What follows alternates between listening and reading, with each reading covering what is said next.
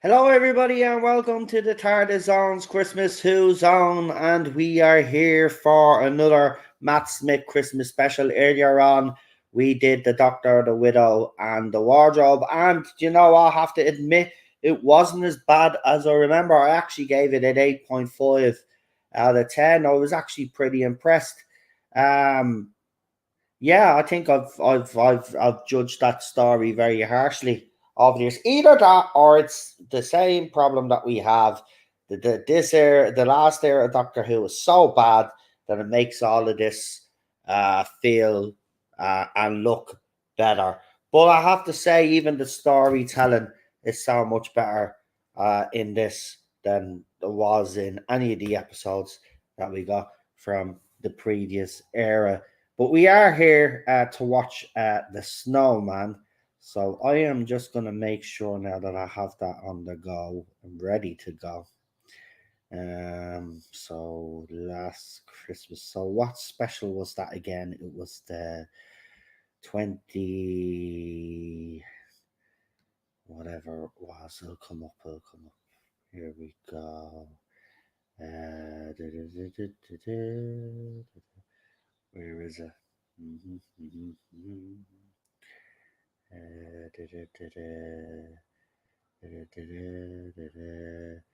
Okay, I'm gonna have to do this, am I?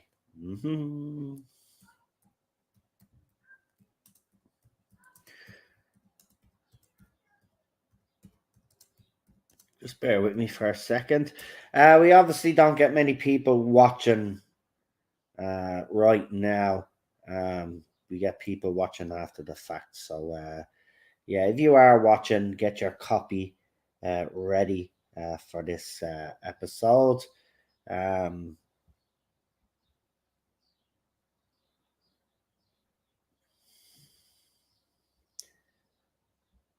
had it there earlier on. I don't know what's going on.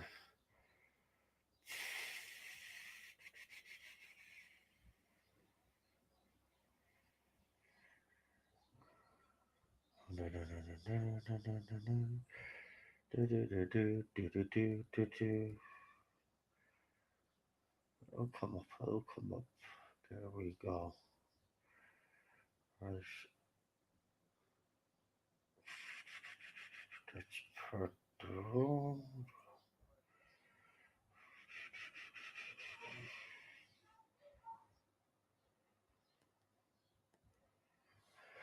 Oh, this is annoying me because I literally had it earlier on.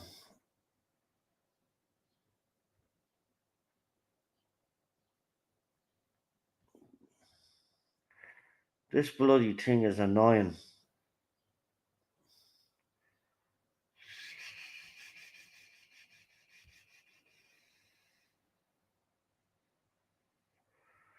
Let's see, I think this is it.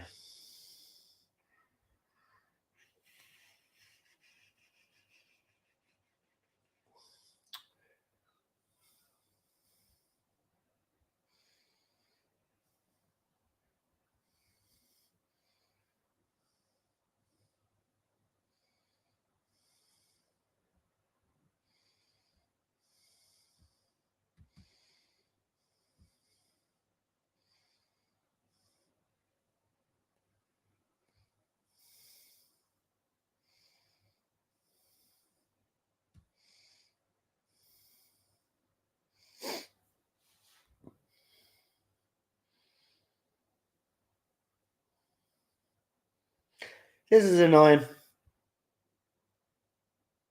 I literally had it there. And I can't. Here we go. Christmas. That's the wrong one. That's the wrong one.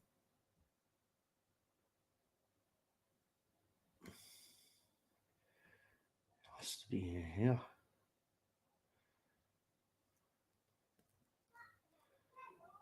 No, it.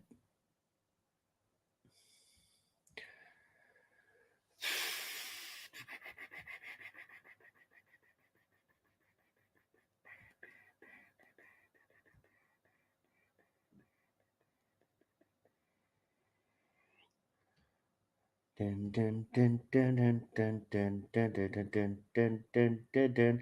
This is a fucking lion. Dun, dun, dun, dun, dun, dun, dun, dun, dun, dun, dun, dun, dun.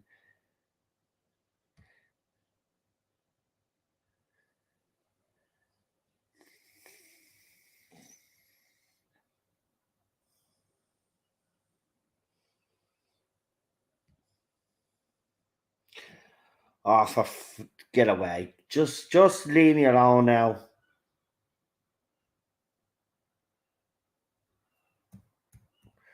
I mean, how the hell, right?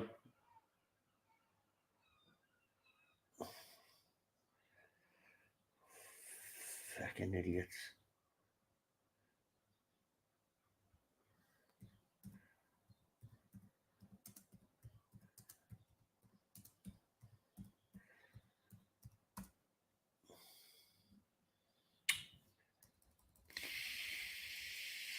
What series was the Snowmen in? What season was the Snowmen in? Can someone tell me the season, please, before I actually completely lose the plot here? What season was the Snowmen?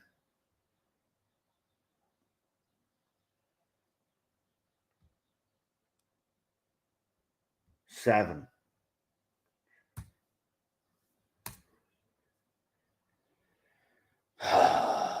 This is fucking annoying me now.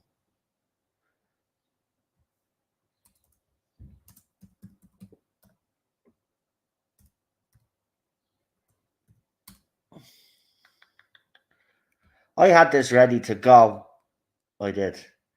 And it's pissing me right off now.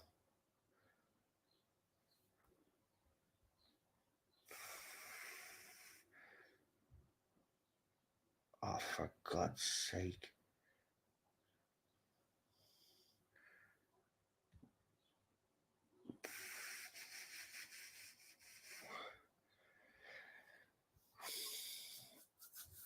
Right, this is annoying me.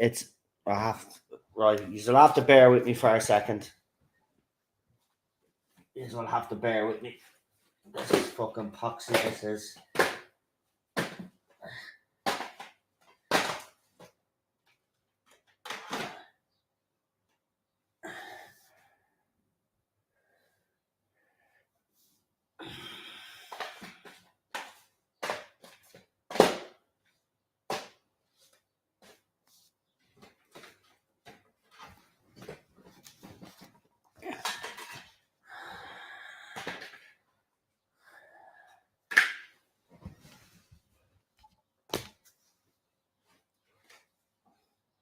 Nope.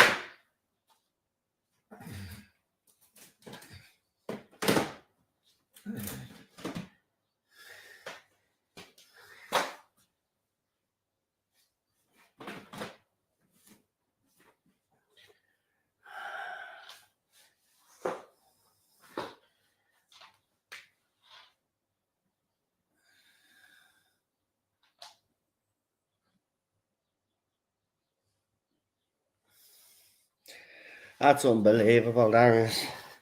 I can't find me fucking DVD.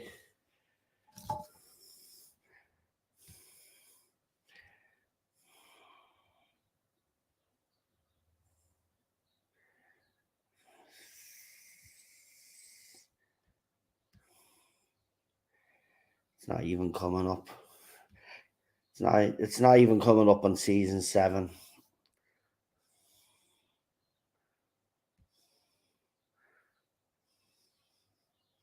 There it is. Finally.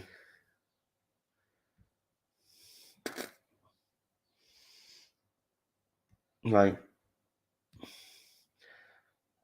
I better pause this before it starts any trouble.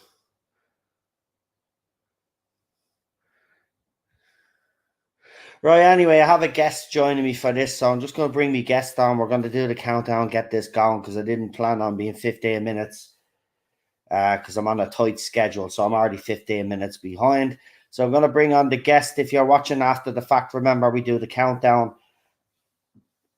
Press play, and then you can watch along later on. So without further ado, my guest joining me for this, and I did send out more invites, but only Cinnamon has turned up, so you know, I'm just gonna put that out there that when I do throw out invites to send invites, I'll say no more. But anyway, here's Cinnamon. Technical difficulties. Please stand by. That's it. That's it. Right. Yeah, Have you got your copy ready before anything else goes wrong with mine? yeah. I've made sure I digged out first before I came on. I dug out me I had Blu-ray. it. I closed the fucking window on my computer. I'm fucking going mad. Anyway, I'll do the countdown. So 5, 4, 3, 2, 1, go. Right. Got some snow. See, I probably haven't even seen this since it came out. To be fair.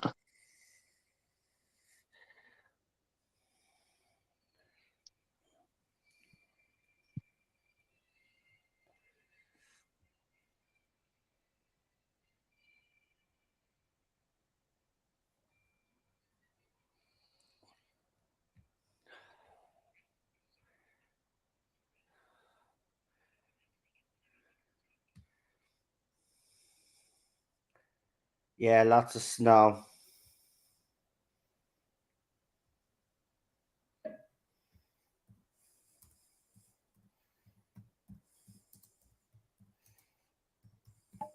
That'd be a bit creepy. That if snowman talking back here. Yep.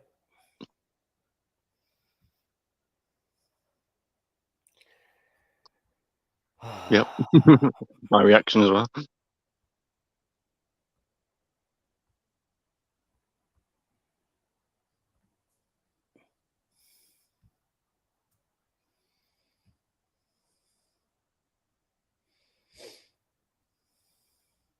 I do like Richard E. Grant.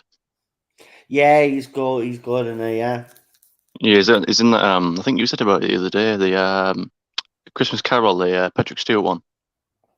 Yeah, he's very good in that as well. Yeah.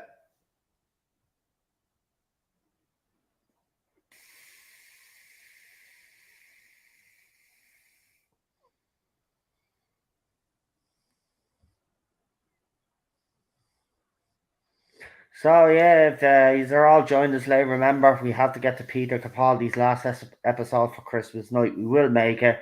Obviously, this is why we did two today because we are behind schedule. But we'll be back. We're back on it now. We're back on it now. So yeah. It's been a bit hectic, isn't there? There's a lot of cover in the Doctor lately. Mm.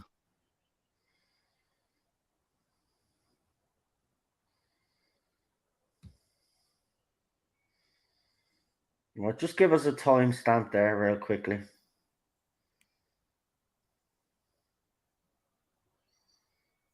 Cinnamon Sorry. timestamp. Currently 2:45.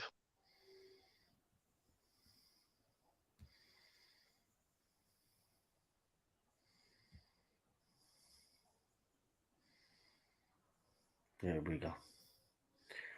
Right, we're up to Just gone, date. just gone 3 minutes there. Yeah. We're up to date now, so that's good. Sorry about that. We haven't had any technical issues at all during these watch alongs. This is the first time, so I suppose it was bound to happen. Bound to happen.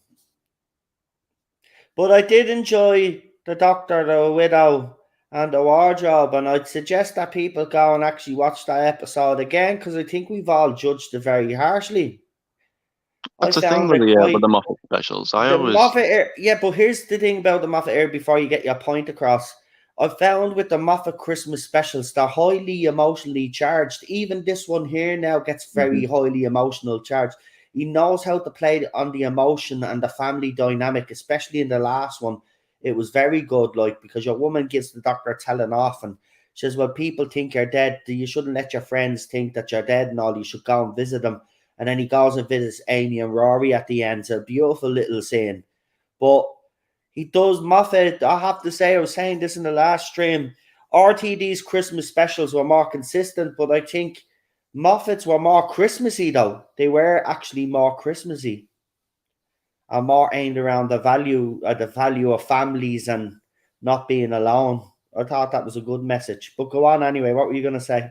I was going to say, like, but the Moffat ones aren't typically my favorite, but I was because I haven't seen these. Like, I probably haven't seen the Moffat one since it came out, The Widow and the Wardrobe, and this one since when it originally aired about 10 years ago. Yeah, But Rabbi said something on stream the other day because he's been reviewing them, and he said something about the Widow and the Wardrobe, about how the Doctor sort of the mother, because I think he actually is the parent, the father, because it was a mother and her two children, isn't it? yeah, that's And the right. The father father passed was away, missing, or she so thought the the father Doctor. was dead. Yeah, Yeah, so she didn't tell the kids that he was dead because she didn't want to ruin the Christmas. So every time it was Christmas, it remind them that the father was dead. So the Doctor sort of goes along and makes it nice for them. And it was like, I thought that was quite nice.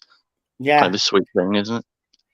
That was the whole point because she helped him at the start, and he said, "If you ever need me, just wish for me."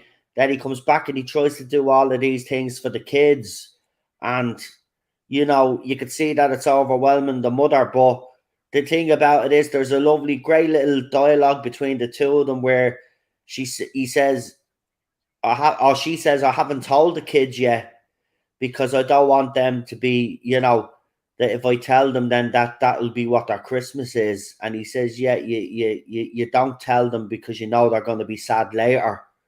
It was very good. It's quite a mature thing, that as well, isn't it, for Mm. kind of a Doctor Who storyline. I do like the title sequence.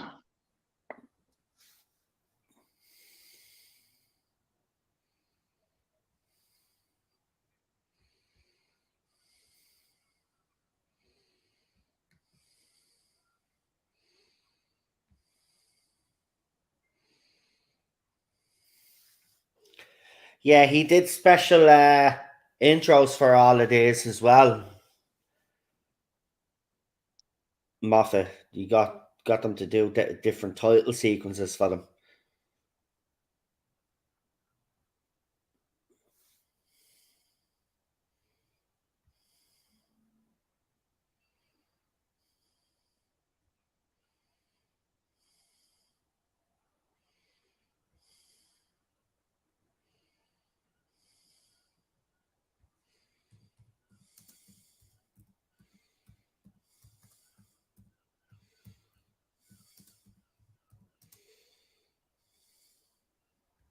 I also like the dynamic of it as well. I like how sometimes you see the odd story where it's just the Doctor sort of like down and depressed and just not doing what he's usually doing and sort of retiring and stuff.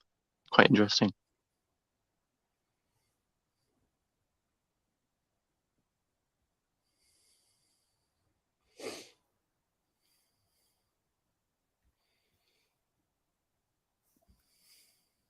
I think the time of the Doctor is the next one as well. Uh, it, yeah, it will have been. This is 2012. Yeah, I think with some of Moffat's, I think it's the first Christmas special he did. I remember enjoying, and then the Time of the Doctor I liked. Um, I don't remember much of Last Christmas, but there are a few good ones in there. Yeah, that's what I'm saying. They are, but I think, as I said, RTD was more consistent with these Christmas specials as they were all enjoyable in some terms, But so far, I have to say, I've enjoyed all of Moffat's Christmas specials so far, much more than I expected. So maybe, watching them years later, I can appreciate them more. Oh yeah, because like I say, when I was watching these with the Moffat ones, like the R2D ones, I've seen multiple times over the years. But with the Moffat ones, I saw them once when they originally aired, and then that was it. So it's kind of like a refresh for me as well.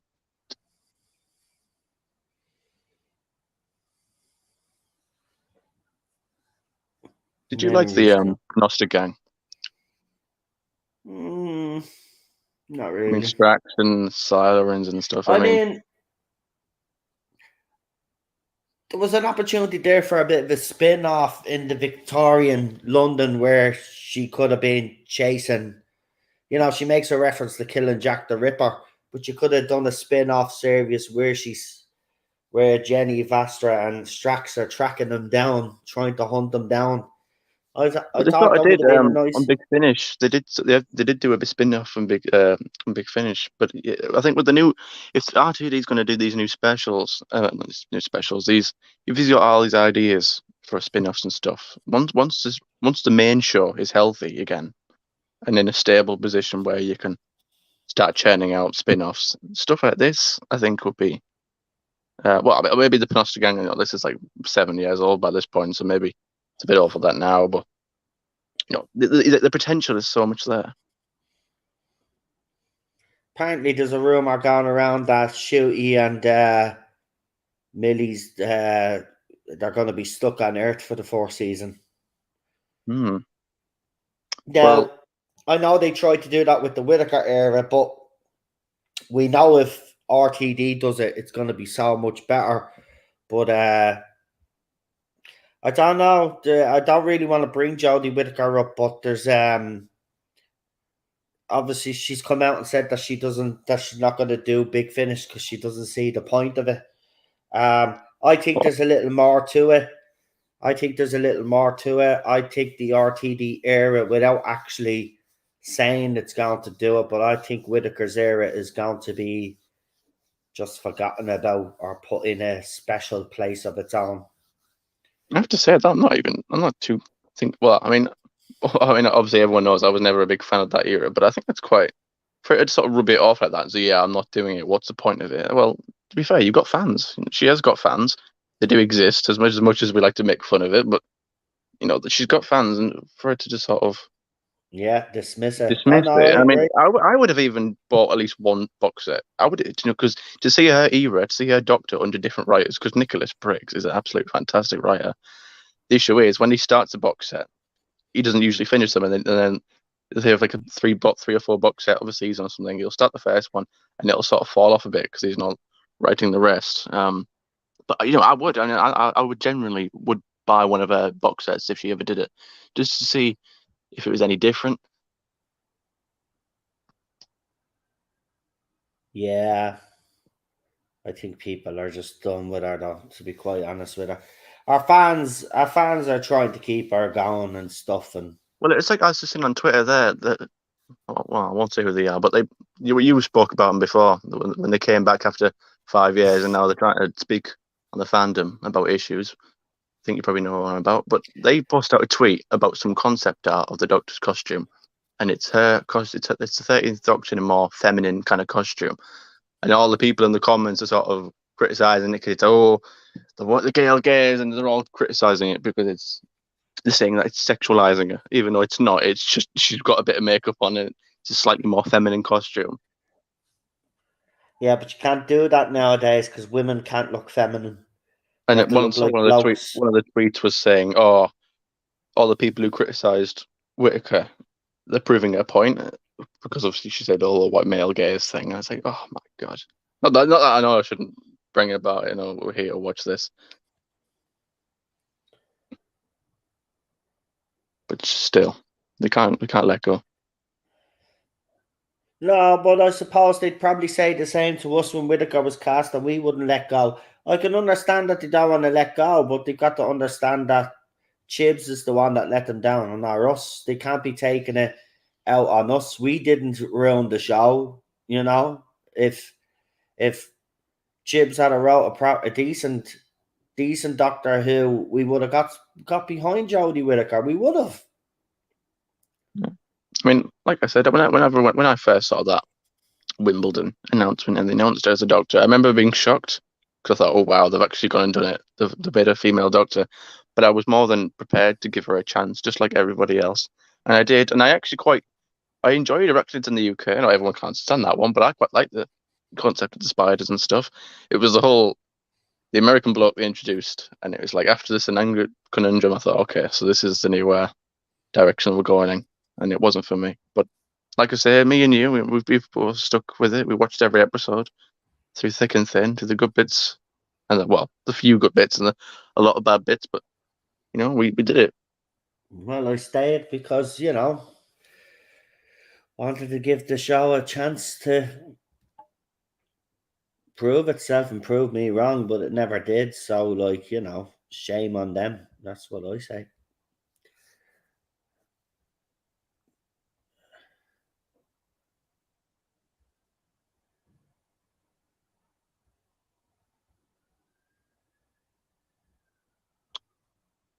Oh, yeah, I forgot about that. The whole TARDIS in the sky.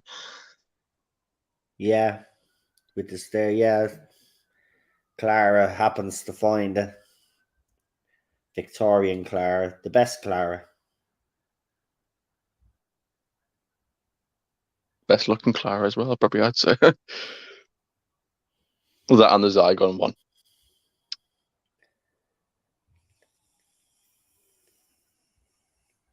I actually quite like Clara, just in all of them, to be fair. I just think it went a bit too much Clara Who for a while.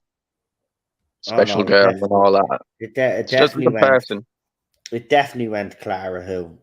It definitely did. There's I mean, I absolutely think no denying they that. even knew about it as well because they even did a parody. They even joked about it because I think was it Flatline in series 8 or something where like they did the title sequence, but instead of it being Peter Capaldi's face, it was Jenna Coleman's face, and it said her name first and then Peter Capaldi's name second.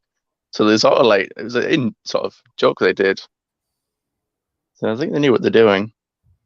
But yeah, I mean, just as a character, I didn't mind her, but she got a little bit too much importance. As they always did in the Moffat era. More important than the Doctor. For some weird reason.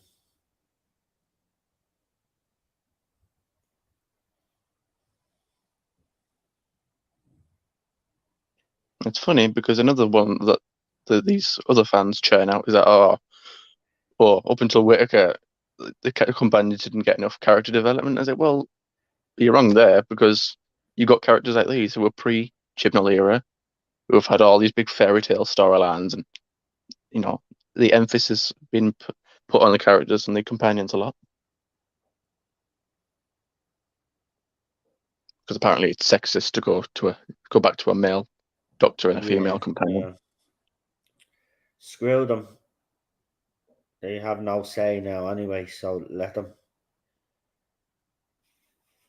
RTD will do what That's RTD why I wants to don't do. respond to them as much on Twitter. I don't like I see it. I thought, ooh, I want to respond, but what's the point? I'm not going to spend my No, hours I on don't end talking to a respond brick wall. anymore. I don't even get involved anymore. Some people send me posts and all and tag me in posts, and I'm like, I don't want to get involved. I don't care what Jodie Whittaker said about not doing Big Finish. I'm not interested. I don't care. Yeah, I'm fully focused on RTD's era. So that's it. She's gone. So fans on air side need to let go as well. yeah. But it's going to be hard because of what happened. But they do need to let go because this it's not going to help them.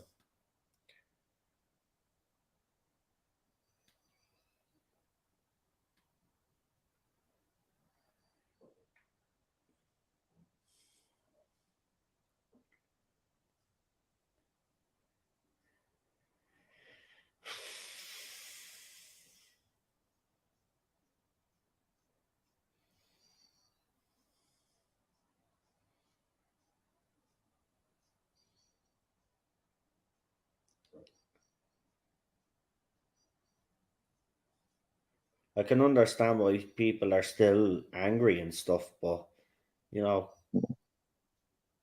there's no point of us staying angry. What's done is done. It's not going to change, unfortunately. We can I just mean, hope that RTD brings us a show that we can be proud of, and obviously just in our own heads forget about what we seen the last 5 years. But if he actually does something about it and can put it in its own little box, I don't care. Do that if you have to win the fans back over. But there comes a time where we just have to say, look, we mightn't agree, but we've got to move on because we don't. it'll just keep plaguing us, man. We've got to move on. Let the other side throw their toys out of the. They can do that all they want because they don't actually have a leg to stand on because RTD and David Tennant did it before. So if they want to show the world their true colours and show how much toxic they are because they've been getting called out, then let others do that. But I do agree that with you, there's been a couple of people who were attacked by these so-called fans and disappeared for years. Now they're coming back and they're trying to dictate in the fandom stuff, and I don't like that. That rubs me up the wrong way. I like you wouldn't stay around because you were a pussy. Now you're coming back and you're dictating. Get back into the hole where you crawled from.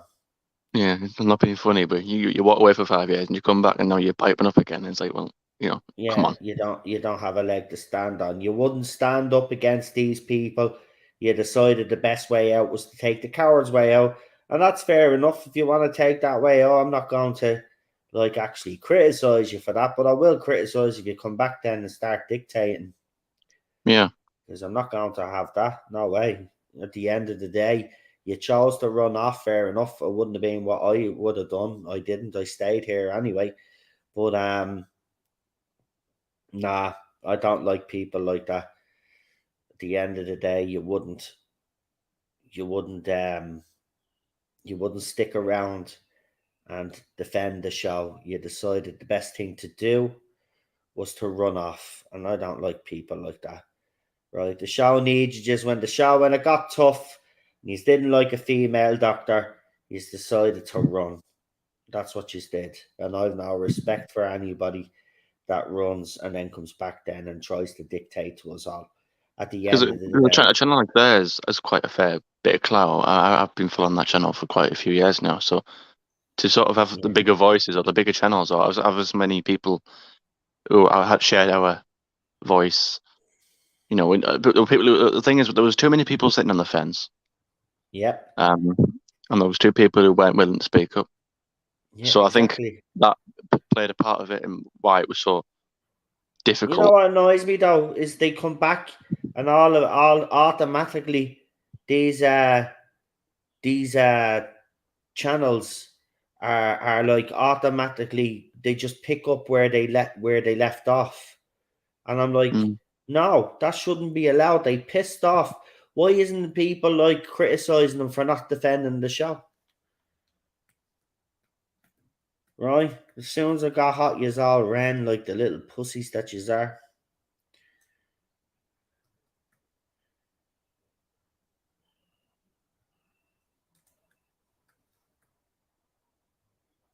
No, it does my head in, man. It does my head in.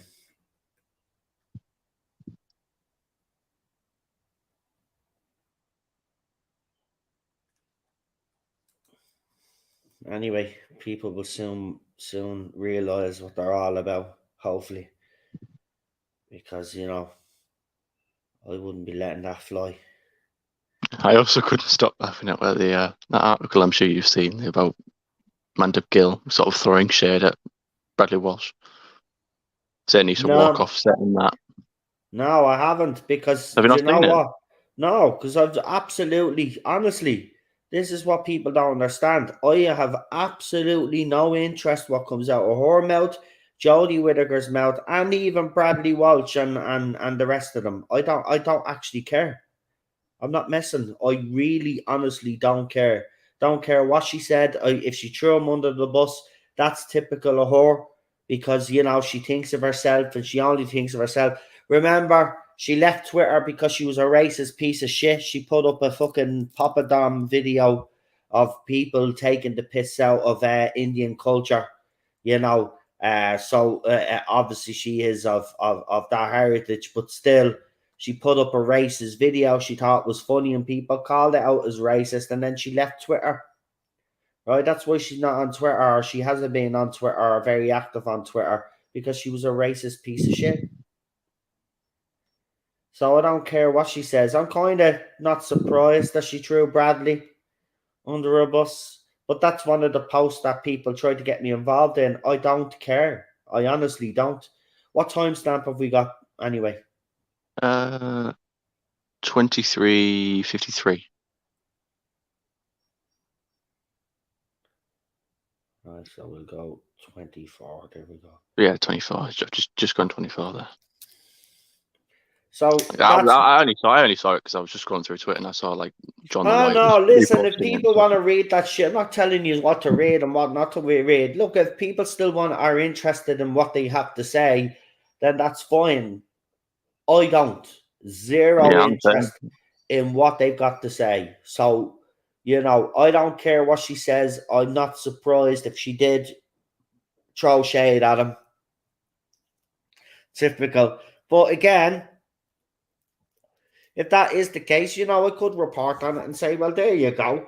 I told you that there was problems behind the scenes. Now Mandip Gill is admitting that Bradley Walsh walked off set. So these are all still denying that chaos in Cardiff happened then. I was right about chaos in Cardiff. I was the first channel to talk about it. Everybody called me a liar. The truth will come out as it always does in the end. And I know for a fact it happened. Mm-hmm. There's a few cases of people walking off set as well. Not even just him, but other people. Chibnall apparently walking off set and stuff. I say I Yeah. was just going through Twitter. I saw it. I laughed at it for about a minute, and then I moved on. So, Sam, there same. I was just a want to move time I on. was I'm interested too in busy. all of that and I would have reported on it and reveled in the fact that I was right. But I don't actually care. I don't care. If the other side want to believe I'm a liar and all of this, let them. The people that follow me and have been subscribed to my channel know exactly how truthful I am, right? And the Chaos in Cardiff thing is coming now. It is. There's little things coming out right now. Before I said it, as soon as this year is over, all the dirt will start coming out. It might take years for it all to come out, but it will come out. And it's coming out in drips and drabs. So I know. Chaos in Cardiff happened. 100%. Chibnall walked off set because he wanted to do something and he was told he couldn't do it. And he threw his toys out of the pram and he left. That's why Pete Matoig was doing the trailers for the class. That was supposed to be Chibs. And then he took over and assumed the showrunner while Chibs made up his mind whether he's coming back or not. And here's this great scene. Oh, I love this. Because he doesn't want to get involved, but now he has to.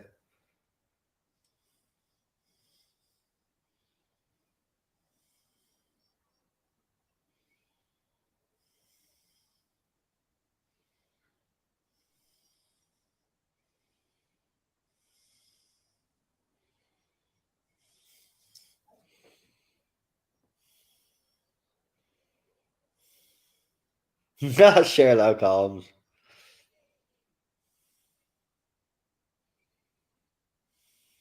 I'm pretty sure this is a prequel to the Great Intelligence as well.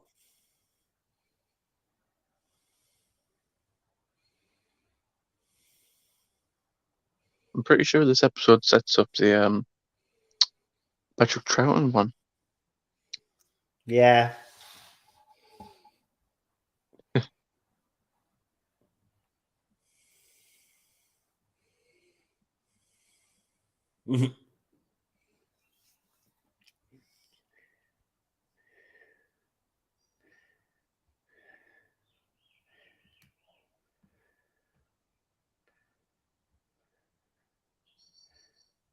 Colin. It takes one to know one. Oh, I love it. This is what I mean. It's like straight away he walks in the room and he commands the scene straight away. Yeah. Could you imagine the other doctor trying to do that?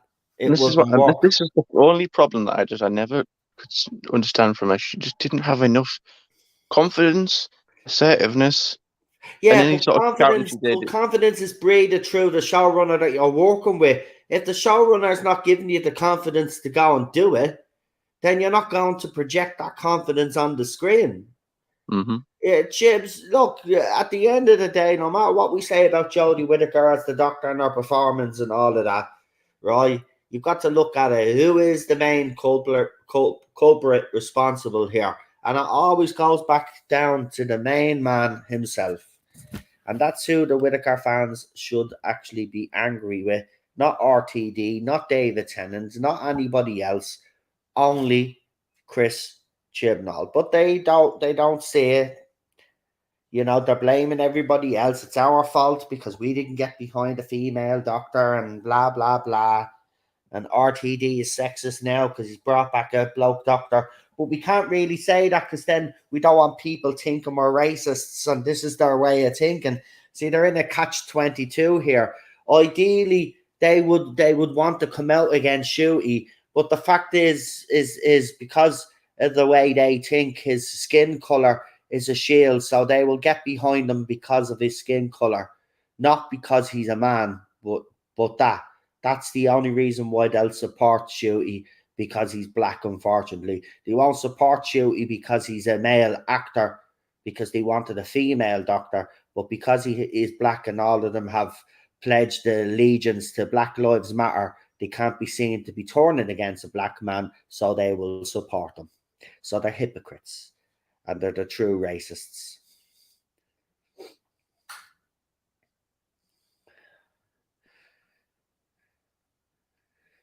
Strax is funny though. I know a lot of people didn't like Strax because obviously he's from the Sontaran home world and the warriors and stuff, and they didn't like this aspect of Strax being pussyfied basically. But I actually like Strax. I think Strax is funny, and if Strax wanted to actually really, you know, turn it on and be the soldier, he can do it. Yeah, because you see him, yeah, he'll have like an odd line of dialogue where he'll say something, and then oh no, and then he sort of like he catches himself and he changes it. So you still got the sort of Yeah, he still Sontaran has effect it. It's going. still there. It's just the doctor saved him, just like saved. And here's the ice cracking. It's the human male from the Institute. Today will melt his brain.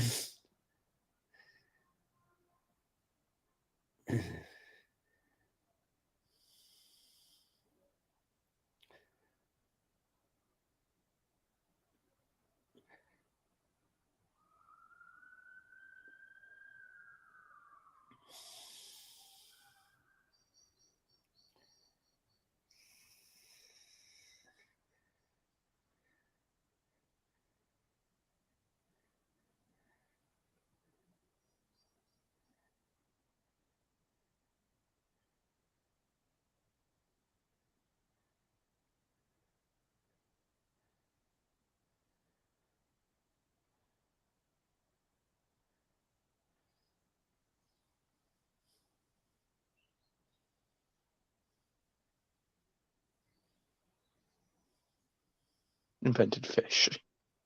No. The children have been very naughty.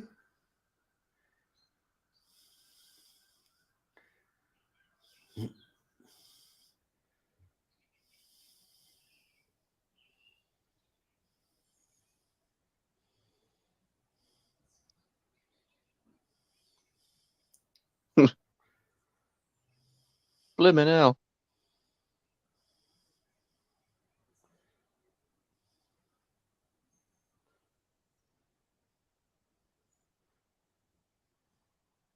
Doctor Who. And then here he is, the hero. That's the way to do it.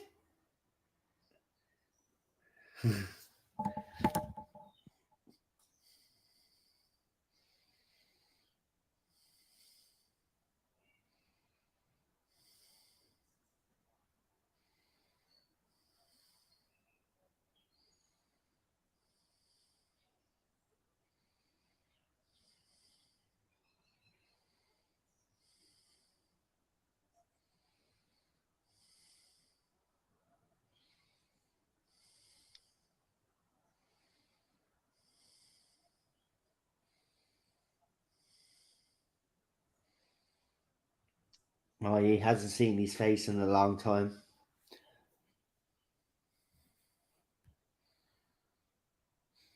Watch the study by a Doctor Who fan and look at Chib's other shows and success he got from it. And it seems down to its production team, which changed when he went to Doctor Who. So in that study, the success was down to the production. Life's, I can't say that word, but yeah.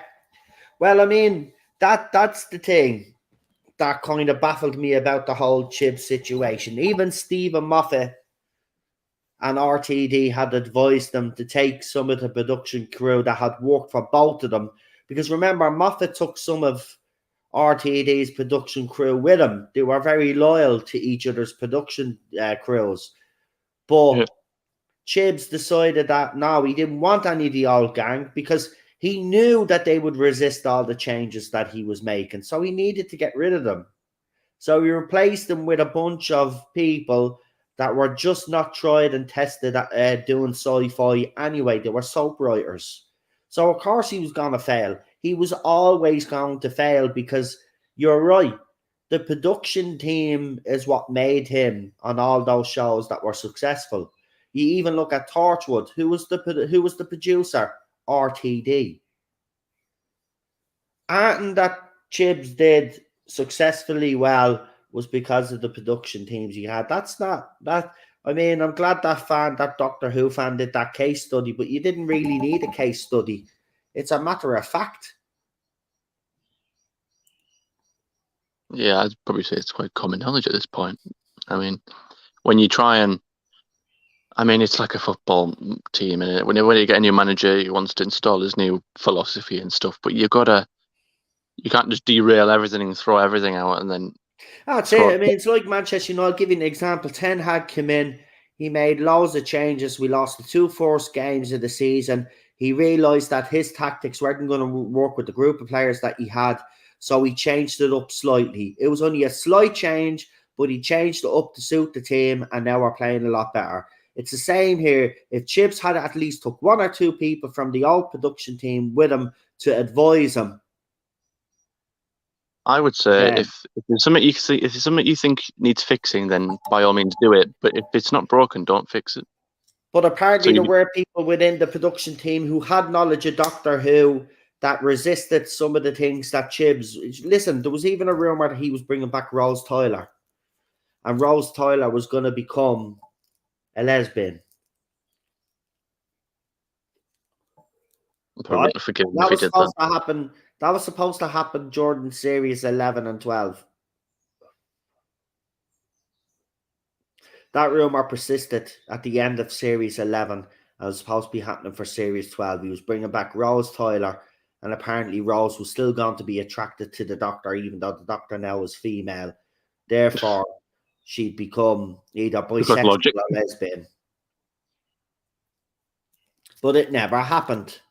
And this is what all this chaos in Cardiff is supposed to be around, the fact that there were certain things that he wanted to do.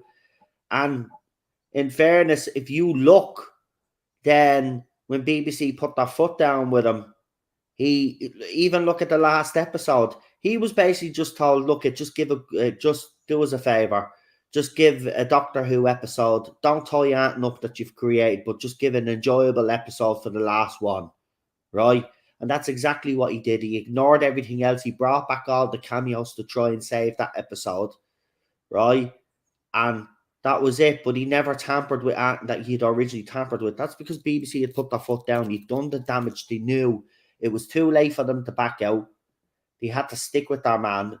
But as soon as the opportunity became available for RTD to come back, that was it. They were done. Yeah. And look, as far as I'm concerned, we can lay some blame on Jody, but all the blame for the failure goes down to one man, and he ought to be ashamed of himself. And I hope he does take a long, hard look at himself. And I hope in a few years' time he does come out and admit that he made mistakes. That'll be enough for me. If he even comes out and admits, and he has to a certain extent come out about his writing team. Now, at the time, I perceived it as him throwing his writing team under the bus. But then when I thought about it further, I think that was him admitting that he got it wrong by bringing in such an unexperienced team.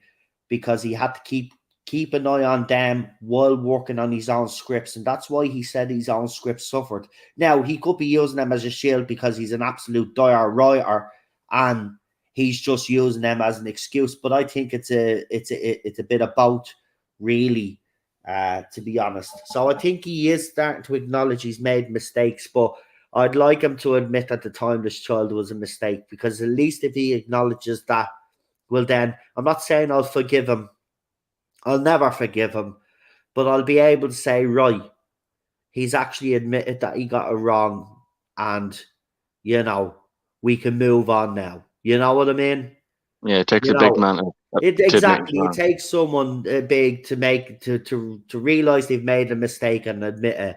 And I hope years down the line, Chibnall does, because I think a lot of fans will need that. I know I will certainly need him to come out and apologise and admit that he got it wrong with the Timeless Children. But as I said, I'm going to give RTD a go, even though that's in the back of my mind, because RTD gave us Doctor Who. I fell in love with Doctor Who all over again because of RTD. I was always a classic Who fan, but I'd not fallen out of love with the show, but I just wasn't watching classic Who as much as I used to, And then when 2005 came back, I went back and I watched classic Who all over again. And A long time did again, pass, wasn't it? It was like 16 years. And I think yeah, you've spoken about how you're in a different place back then. So that's right. So I mean, when that show came along, it came along at a perfect time for me. And RTD and Doctor Who saved me life. That's which the is, well, bottom I mean, line. it's kind of the same for me. I mean, if it wasn't for him, I wouldn't even. Well, I mean, well, I think I've always grew up with sci-fi, but I've always been a Star Wars fan. I've always been a Doctor Who fan. But would I have liked Star Wars if I didn't like Doctor Who? I think that kind of really introduced me to sci-fi as a concept. So if it wasn't for him, there's a lot of childhood memories that I've got because of him, and when he brought the show back, and that allowed me, a new generation of viewers, to experience it as well. So every time I interact with Russell online, Instagram, I always call him sir. I always address him with respect. I always say a kind message and send a little nice message because of what he did for me, and because this is my favorite TV show, my favorite thing of all time. And he made that possible for me to enjoy this. So I hold him responsible for that, and that's why I'll always appreciate him for what he's done, and that's why I'm so optimistic about this new era. Some people might say, "Oh, don't put all your eggs in one basket," but I think he's earned it. And if it does, not live up to my expectations, then okay, I'll hold my hands up and say, okay, it wasn't for me. But I That's can't it. imagine I will. This is the thing, the mentality I don't get. There's no harm in giving it a try and seeing if it's any good. I mean, you cannot, and I keep saying this, and some people resist against it when I say this, but I only say it because it's true. You cannot judge RTD based off what Chibnall did. Chibnall made all the mistakes, not RTD. Yeah, So it's it's not fair. unfair. It's unfair to kind of punish him and write the show off already because of what Chibs did. And that's the fan that I'm kind of finding it hard to reconcile with, is the fact that, you've already wrote it off. I mean, you all fell in love with RTD's era, and now some of you are saying, "Oh, I've went back and watched the RTD era, and I've realised how woke it is." Like, leave it out. You are lying to yourselves. You know that you are afraid to commit because of what happened the last 5 years, and I understand that. I really do. But don't write it off just yet. There's still life in this old board yet. And if RTD can get it right this time around, the show goes global. It's secure. It's safe. Future generations can enjoy Doctor Who like we did. And that's all we ever want as fans. When we die and live, we hope, the things that we love, and, not just family, but other things. You want things that you fell in love with to be still around for future generations to love. And I hope that does happen with Doctor Who. So they're the fans right now that I'm finding kind of hard. But at the same time, I do understand where they're coming from, because they're afraid to commit just in case they get hurt again. But don't write it off yet. Give it a chance. If it's not your cup of tea and you've been vindicated and right. And here's the thing, as I said, I don't know why anybody would want to be right. You know, we all are Doctor Who fans. We want the show to succeed. Don't be petty because of what Chibs did, is what I'm trying to say. It's not RTD's fault. Give the man a chance. He can win you back over. I know he can. And I'm not, the things he has planned, what I was told and stuff. Oh, man. I even told you the 60th was going to be huge, and it is going to be huge. Trust the process.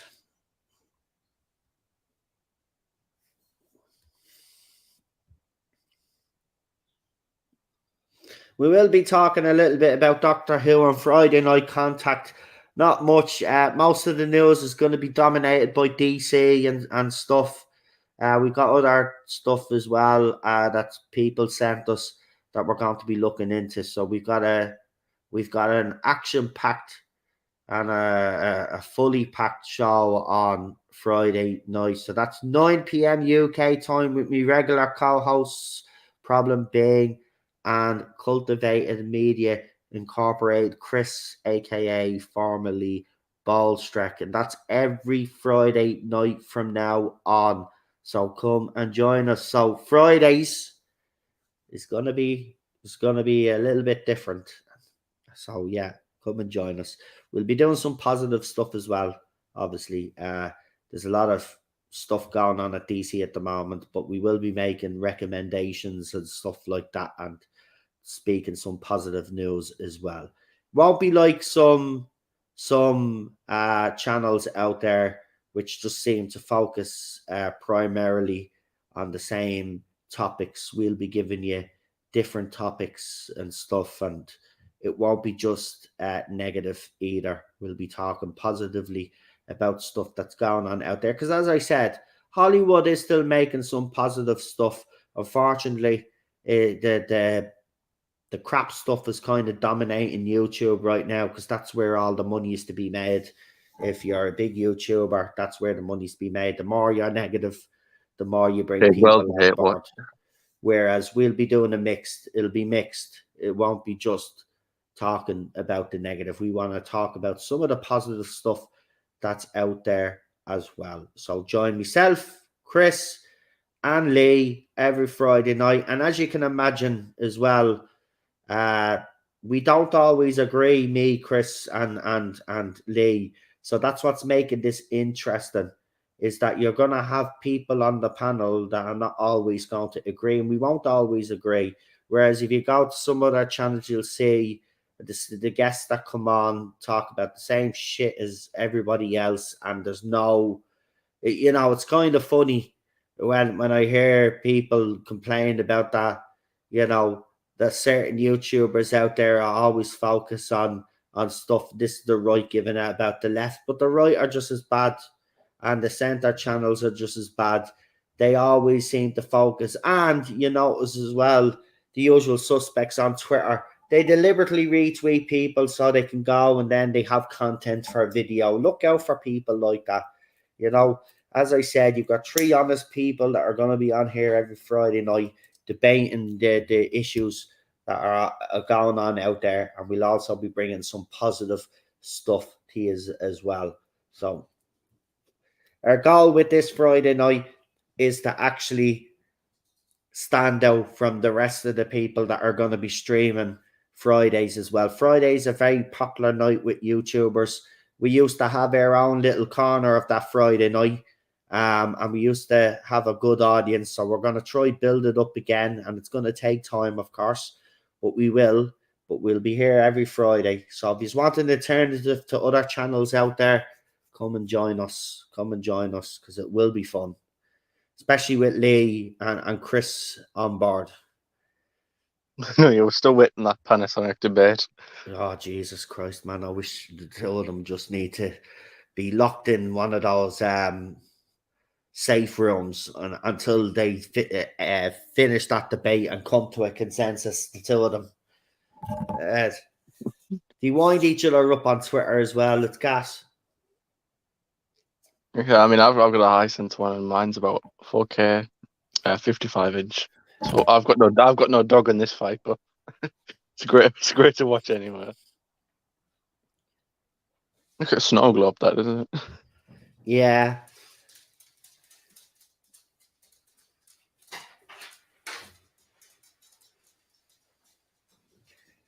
He was my snowman.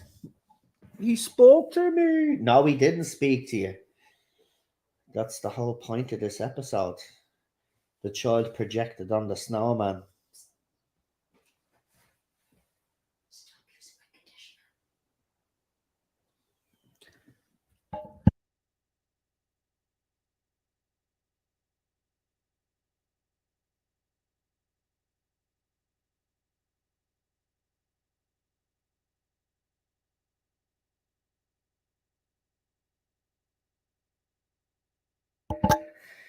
I just got a lecture off Sharon for using her conditioner from me hair.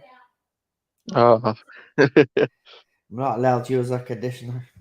The coconutty goodness is mine. It doesn't even smell like coconut. It doesn't matter. It's not for you to use. Well, it made me hair real soft.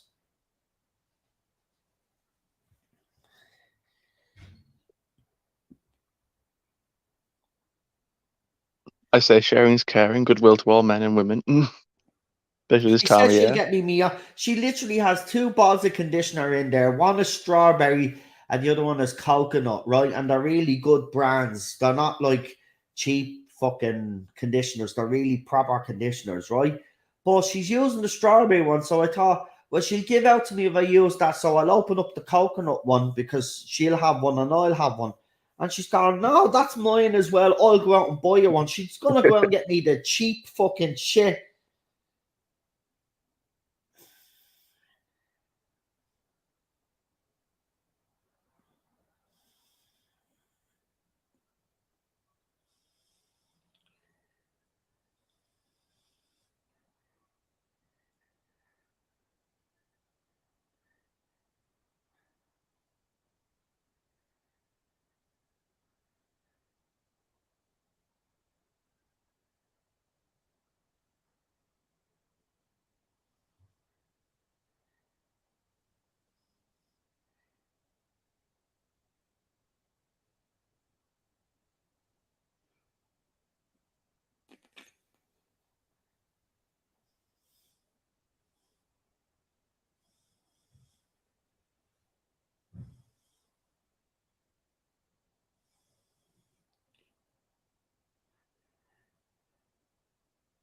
I tried so long to take on.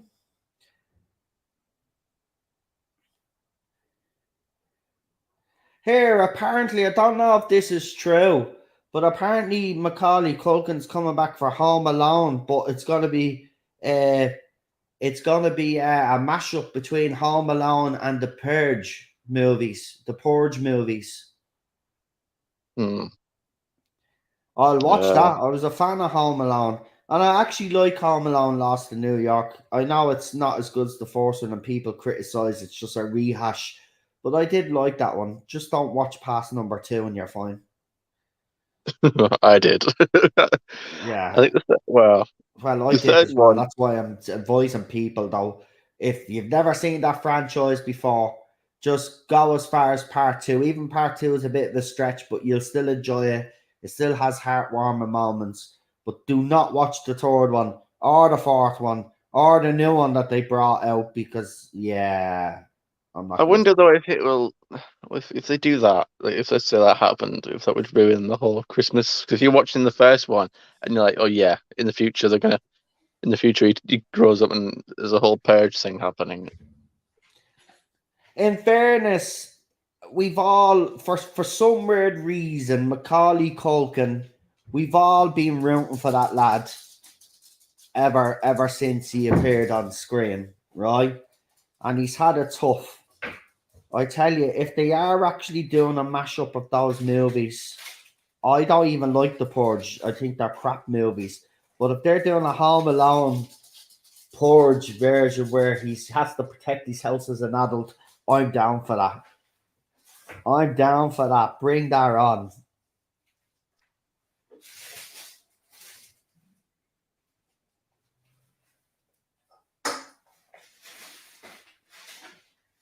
I think we've all wanted to see him in another Home Alone movie, maybe as a father with his own kids or something, you know? Yeah, I could go for like a bit like what was it? Was it not Tim Allen? Is it? Oh, I've seen a few Christmas films like that where it's like it's him as them as a child, and then like maybe in the second film or the third film they grow up and then they have their own child and then stuff like that. I've seen a few films like that, so I would easily watch something like that.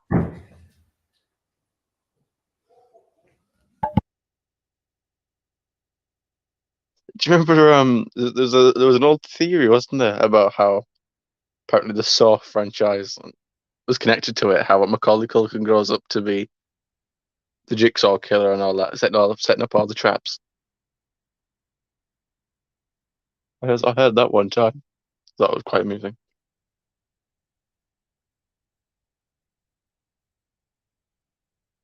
Oh, this is where she dies.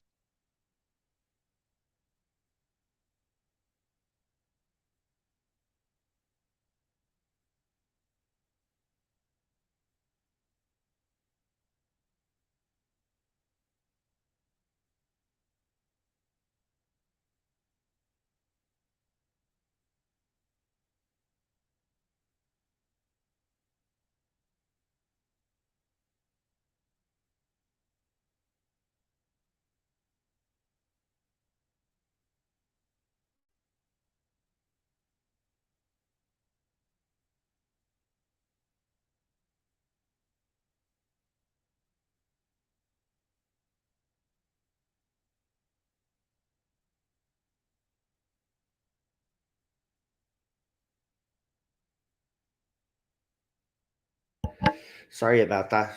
Cheryl's decided that 5:15, because it's late night shopping, to go into the city centre.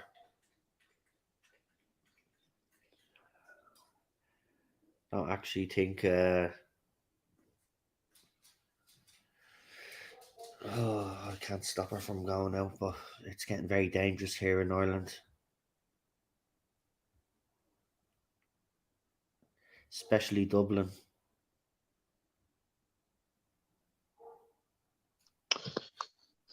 Yep. Is it I mean, we're not far from the city centre. It's literally not even a 15-minute bus ride.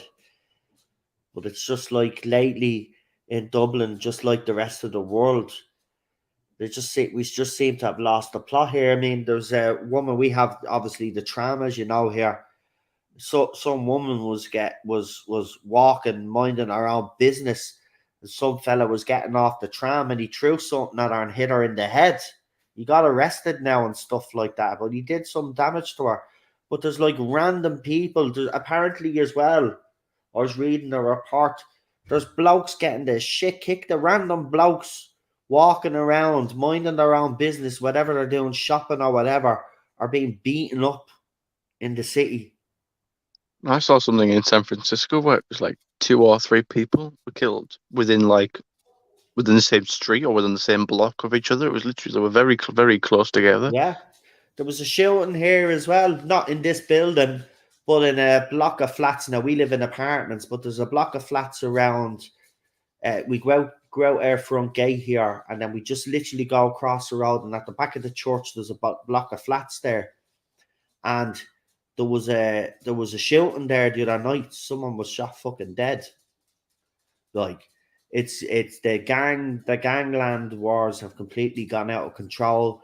All the drug dealers are trying to take each other out. There's people getting caught up in the crossfire. It's like living in America here now. No offense to any Americans, but we're not used to this shit. And when we watch the news, that's what it feels like, man. So there you go. Clara, he's going to find. And this was the thing about this, though. When Moffat did that, I thought, oh, I can't wait to find out who Clara actually really is and why. And then we got the Clara that we got, and then we were like, no. Yeah, I'm being quite excited for the mystery. So let's see, was there a coming soon trailer? I would have thought so, because how they did it was they had the Win on the Wardrobe that came out before Series 7. But Moffat had this weird thing where he split the seasons up. Yeah, So he did that. that's why we have this special in between. This is like halfway through series 7. So it's part Yeah. 1 with Amy Pond and that, and I the second think he again Oh, there we go. often made a mistake there and said he should never have split that up in two either. But he was obviously, as you said earlier on, you were absolutely right. He was working on Sherlock, and I think he was working on something else as well, or he was in the preps of working on something else. But yeah, Moffat, look, as I said, these Christmas specials of Moffat seem to be a lot better than I remember. Now, the Snowmen, I wasn't a huge fan of this either, have to say, but it's grown on me because we have done this watch along the Snowmen actually a few times on the channel. I'm not going to lie. And every time we've seen it, it's gotten a little bit better for me. But do I think this is better than the Doctor, the Widow, and the Wardrobe? I'm going to say no. I'm going to say the Doctor, the Widow, and the Wardrobe for me is slightly better. So I gave that an 8.5. So I'm going to give this one a 7.5. I don't know what it is. I think the last episode in particular really, really, it really surprised me because I didn't realize how actually good it was. And as I said, there is a slow build up. I'm not going to lie, but it was still very fascinating. And I noticed something about that episode as well, which gave it a little bit of an edge over this one, was the fact that he was using the Weeping Angels music, but not the typical Weeping Angels music, but the little incidental music that he put in the background when the weeping babies appeared. He was using that music, and it gave it a bit of a scary edge to it. So that's why I'm gonna say it. I've judged the Doctor, the Widow, and the Wardrobe harshly. So yeah, I think that's better than this one, the Snowmen. So as I said, I'm going to give the Snowmen a 7.5 because I gave the Doctor, the Widow, and the Wardrobe an 8.5. So Cinnamon, if you want to give your rating for this episode, and then we will leave it there because now that she's gone into town, I'm on edge now because I can't, you know yourself, when your missus gets something into her head, lads, you know what it's like. You can't change their mind. Even though you're kind of like, Cheryl, remember the last time you went into town, you got confused and you start panicking and stuff like that. And you told me the next time you suggested that you go into town that I tell you that you shouldn't go into town because you get confused. Well, even with that said, she's still going into town. So you can't change their minds once their minds are made up, lads. So you should just give in. That's the thing I've learned now, because I used to resist. She telling me that I stick to something, right? And if she was wanted to do something and she's already told me that she if she does it, I have to make sure that she doesn't do it, because I have to be the responsible husband and be the responsible one out of the two of us. But yet then she goes and does it anyway. And then she looks at me as if to say, well, how dare you for telling me what to do? Well, do you remember you told me to tell you that you went to go into town and you're also, what? You know what I mean? You can't win. So just when she said that, I said, all right, fair enough. Yeah, but I just want to make the point that you did tell me to tell you that you were going to go into town. Begrudgingly accept. So she's gone now. So, yeah. So she says she'll ring me and let me know that she's safe, because she knows now that she's out, that I'll be worried. So anyway, yeah, enough of that. But anyway, Cinnamon, go ahead. As far as my rating, I'd probably say the same. About 7, a good strong 7.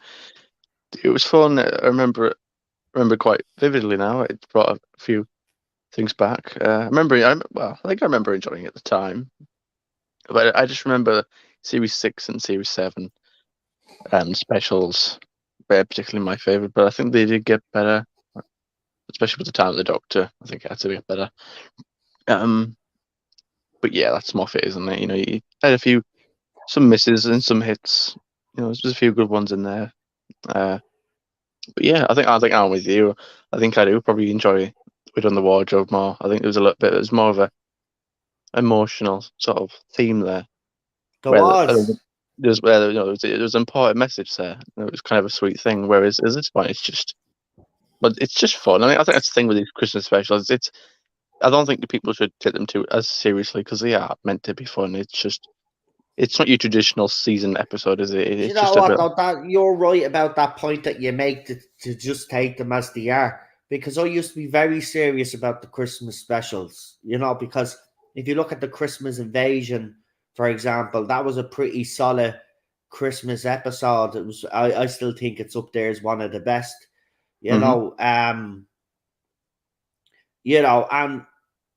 would have to say I think the RTD ones were less Christmassy, whereas, as I said, Moffat made them more Christmassy. So there was more of a Christmas theme in these ones. So it would be like RTD set his at Christmas, but the way he wrote them, There was kind still of a story Christmas there. was kind of in the background. Whereas with Moffat, Christmas was it was Christmas and it was in the forefront, so he had to work the story around that, and he did very cleverly. Like, he did get into this fairy tale kind of nonsense and stuff like that, and you could see it reflected in these Christmas specials, like A Christmas Carol, and then with this one, the Snowmen. So I mean, you can't fault them for that. But I was like that. I judged these very harshly because I never really took your advice at the time, where just take them as they are. But I did for Love of Monsters, which is the weird thing. I took that for what it is, and that gets some fucking stick, and I'll defend it still to this day. I think my opinion on that episode has actually got a bit better over the years. I think It's a I was. great listen. I do like, because I think I personally like the concept of what happens to the companions' families after they leave and stuff. Listen, I think that was fun. if you forget about the nonsense of Peter Kay's costume, right? When he's Peter Kennedy, he's fine. And if you forget about the fact that Elton is now shagging a slab, then the episode itself, if you actually listen to the dialogue and the story that's being told, and as you said, that episode's very emotional. You see, you never see, as you said, the impact of the companion leaving with the Doctor has on family members. We see that in that episode. Then we have Eldon, whose mother was taken away after he heard the strange noise of the TARDIS. So always link the Doctor and the TARDIS the night of his mother's death. So he had that going on, and you had all the other people in the group. You had your woman whose daughter had gone missing. The Elflet, I forget why he was there, but something happened with him. But they all had something. Yeah, they all had a right? reason for being that little Reasons of supportive coming group together and forming the group. And it's very interesting how Peter Kennedy then exploits all of that for his selfish use, because he obviously wants to absorb the Doctor. But if you get past the stupidity of the Zorbaloff and stuff like that, it's a pretty heavy episode. The costume, the Zorbaloff costume was created by a child. Well, it was created by someone that I actually ended up having a run-in with 5 years ago, because he took a disliking to Ballstreck, and then he started attacking Ballstreck and then attacked me. I know who he is. He has me blocked on Twitter. When I found out he did it, I was actually kind of all made sense, because he's a twat online anyway. So like I said, yeah, well, he might have been a kid, but only a kid could design something as fucking hideous as that. But yeah, that was the good thing about Moffat, though. I'll give it to him. I might have found it hideous, but some kid did draw that. And to see it in the show would have been great for that kid, even though that kid turned out to be a complete idiot years later. You can't help when your kid's you're innocent anyway. But yeah, I did like that. But I would like, if RTD does do that again, does a fan competition like that again to create a monster. All I'll just say is, get one that actually looks pretty cool this time, because the Zorbaloff was ridiculous looking, and Peter Kay did ham it up in that one. I have to be honest, but Peter Kay as Peter Kennedy was actually very good, and he doesn't get credit.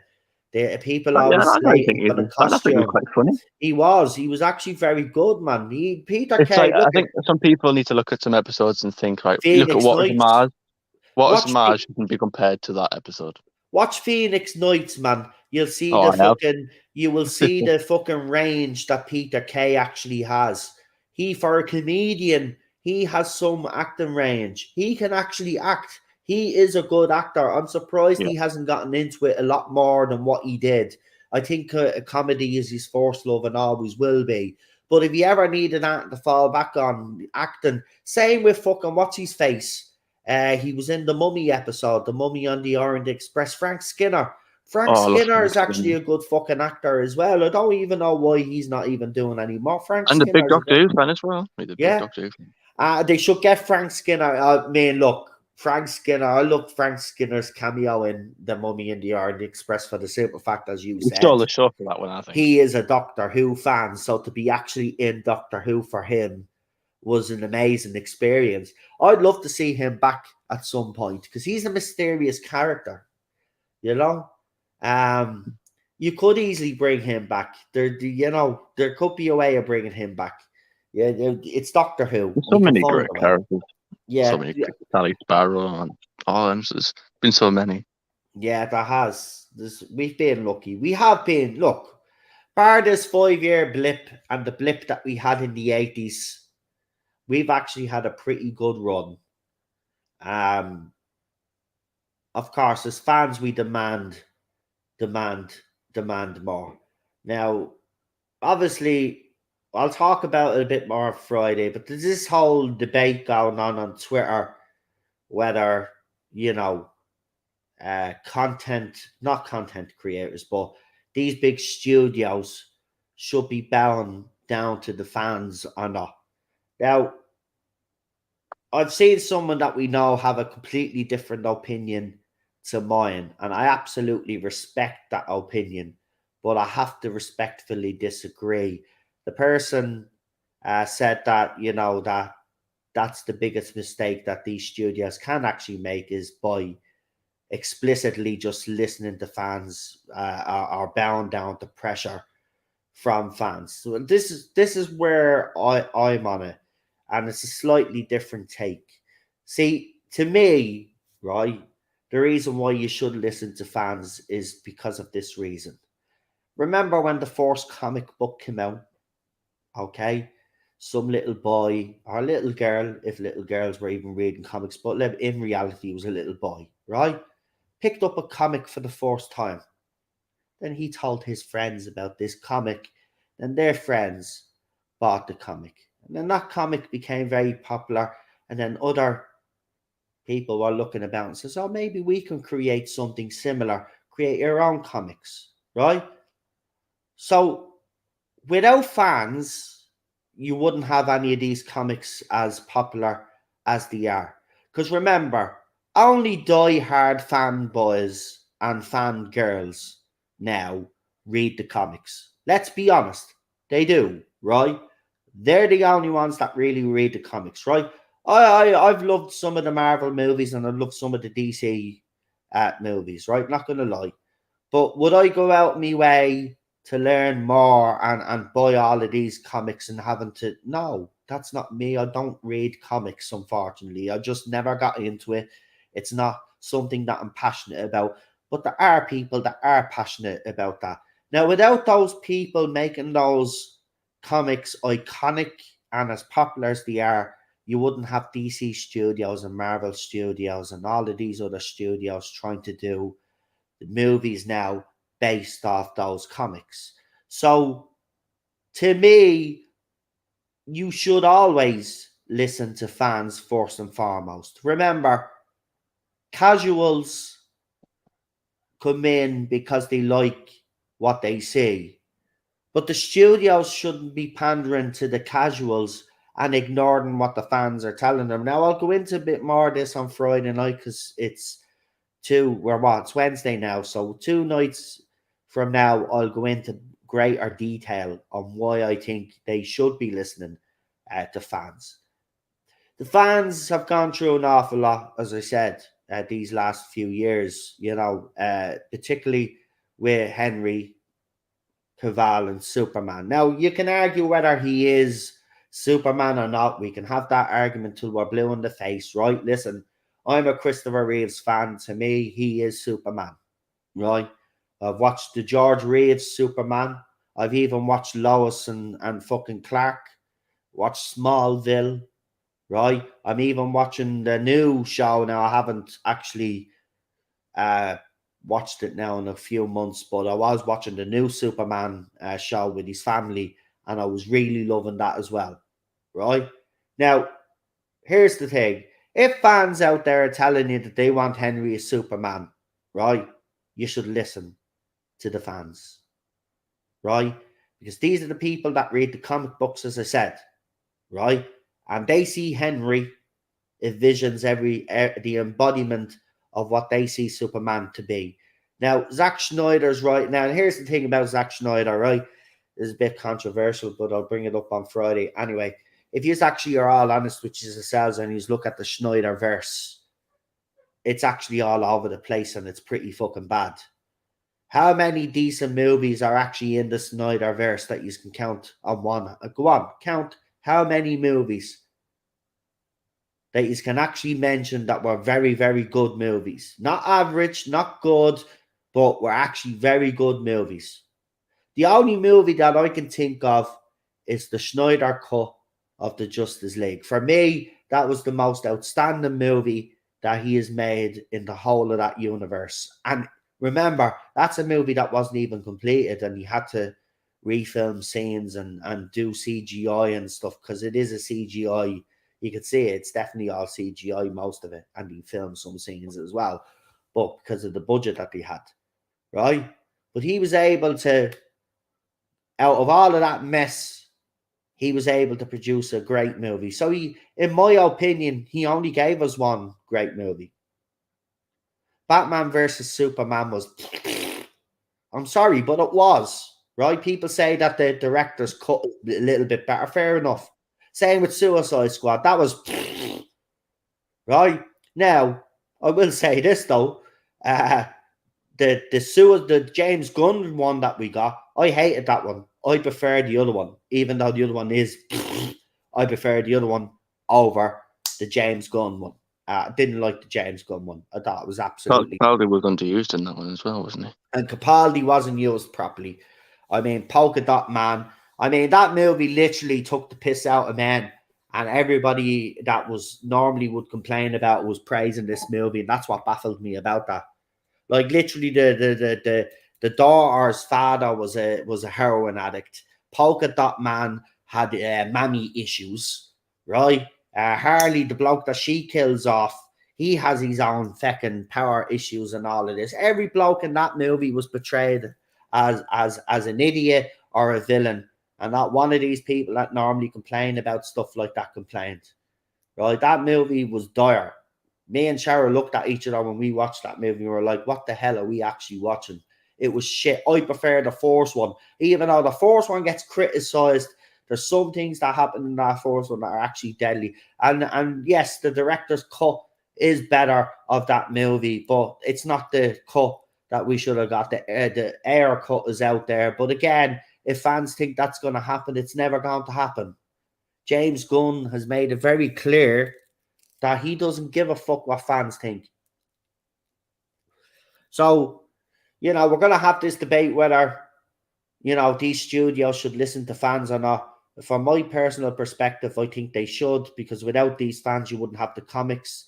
The movie franchises wouldn't have come around because of these fans. I'm not saying you should listen to these fans all of the time. No. But when they're telling you that an actor in Henry is the right man for Superman, but now you're thinking of doing a young Superman or a Superboy or whatever the fuck you're thinking of doing, nobody wants it. We want Henry. We want Man of Steel too. It's what fans have been crying out for the last, since Man of Steel, right? And he's treated Superman disrespectfully and Henry disrespectfully since then, because all he's ever appeared in is fucking cameos. Even in Batman versus Superman, he was cameoing, basically a cameo in that. And Ted is not happy with me now. I'm sorry, Ted. I didn't mean to criticize Henry. I'm not criticizing. I think there is a sort of fine line to it, isn't it? Like I'm the same. I think you absolutely have to listen to fans because they know the source material, they know what they're talking about. Exactly. You Most of the time. shouldn't I mean, bow obviously down not to them always. all the time. But when it comes to Henry, I think we're all on the same page anyway. Whether you're a casual fan or you are a fan, everybody wants to see a proper second Henry Cavill-led Superman movie. And I don't see why he can't do it. To announce that he's coming back and then to totally go against that and sack him. Sack him. You must be And good now with it looks that. like The Rock is out, which we'll be talking about on Friday. We got statements from The Rock. We've got Henry's statement.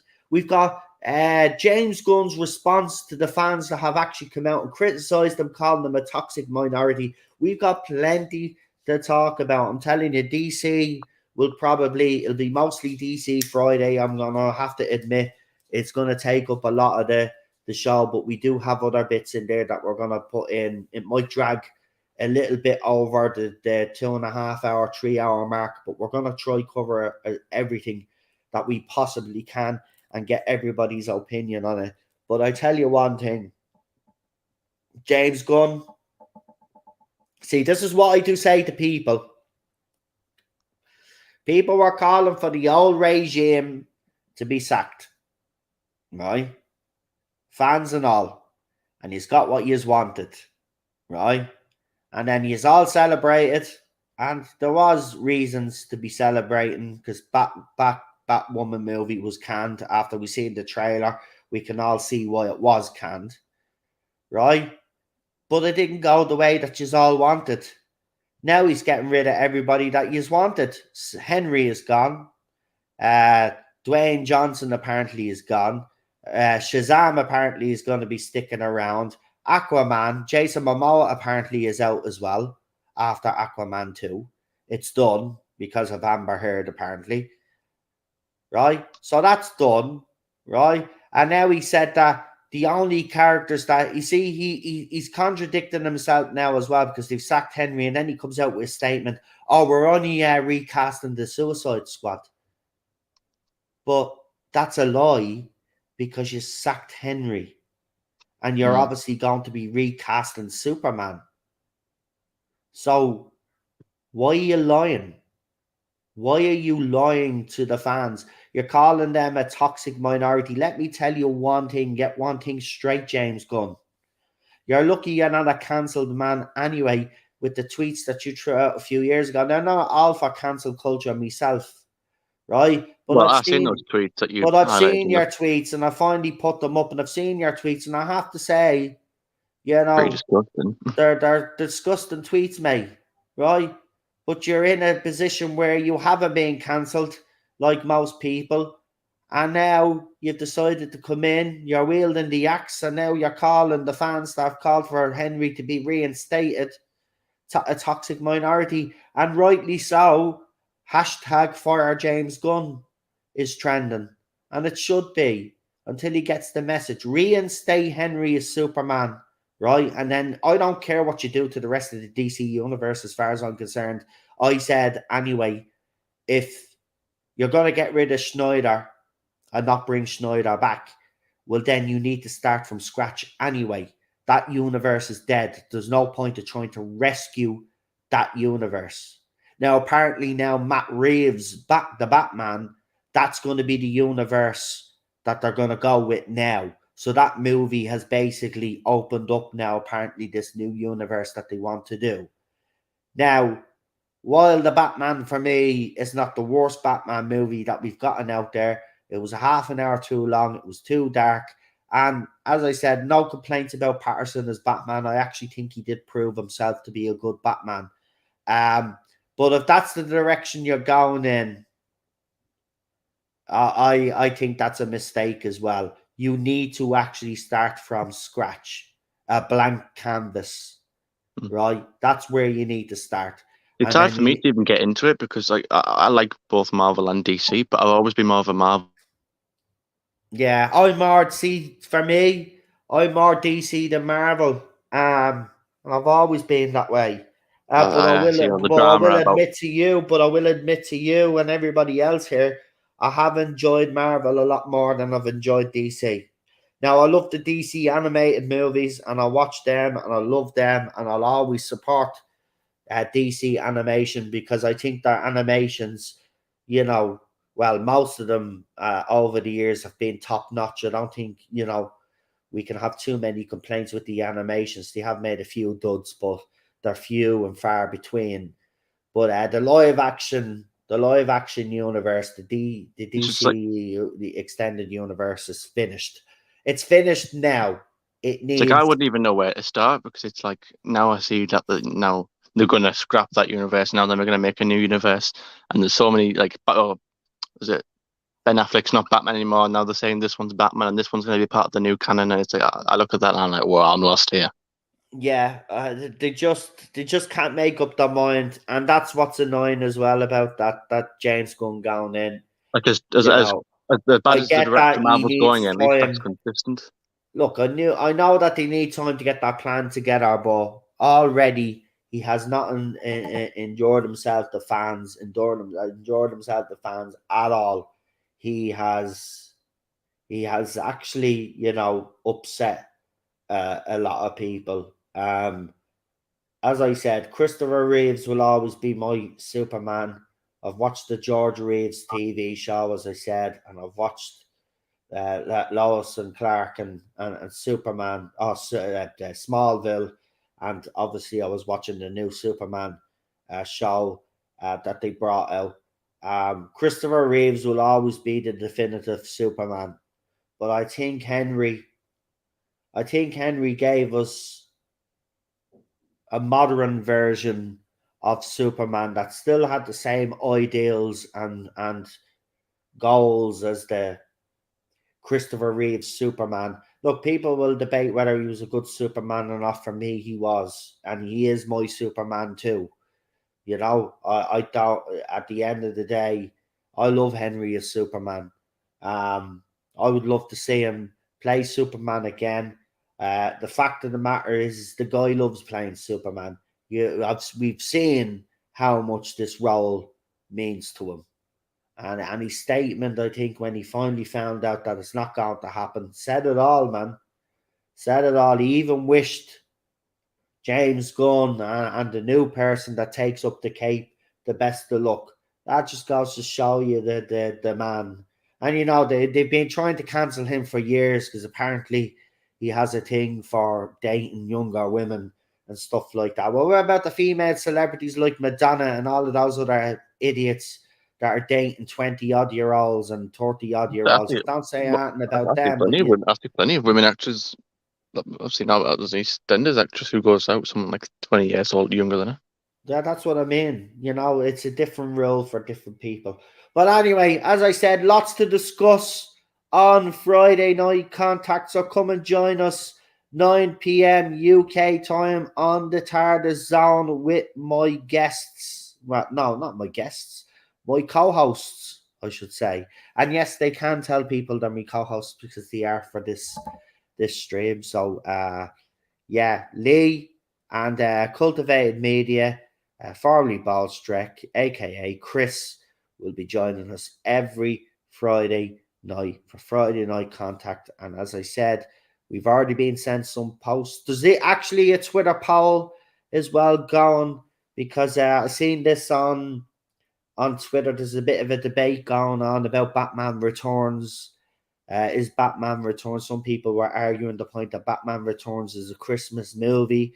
So I've put up a poll on Twitter and I've asked the question, do you think Batman Returns is a Christmas movie? Yes or no? And before we go, actually, I will tell you what the poll, because I think there's only a couple of hours left on the poll to go. So let me tell you what is happening with it now. Jesus, I've jumped up loads of bleeding followers. What the hell's happened there? That's what on good. Twitter? Yeah, I'm not complaining. Probably the shadow band being probably released took off. Yeah, 20 more people have actually. So there's 15 hours left, and there's 45 votes so far. And as I said, is Batman Returns a Christmas movie? So as it stands, with 45 votes and 15 hours left, we have 46.7% saying no, absolutely not a Christmas movie. And we've got 53.3% saying yes, it is a Christmas movie. So if you haven't voted in that poll, please do. I'm about to retweet it now on Twitter. So it'll be the first tweet that you'll see. I tweeted out saying the Pirates of the Caribbean was a Christmas film.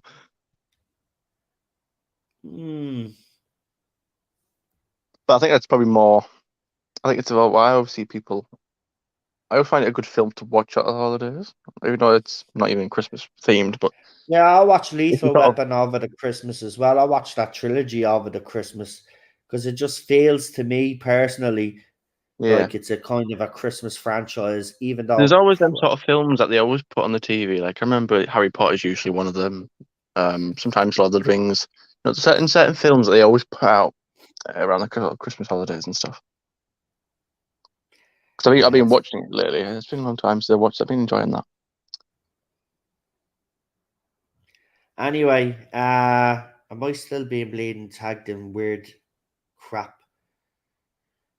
I just hate the way I don't want to know about Jodie Whittaker. What do people not understand, man? Like, We're done. We're moving on. We're done. Like seriously, I don't want to know. I really don't, man. Just leave it out. I don't want to be dragged into it. I know you are all trying to get me opinion on stuff, right? You want me to react to what she says. I don't care. She's gone. She's gone. It's about David Tennant and Shooty now, as far as I'm concerned. I don't care what she does. I don't care what Mandip said. I don't care what Jodie says.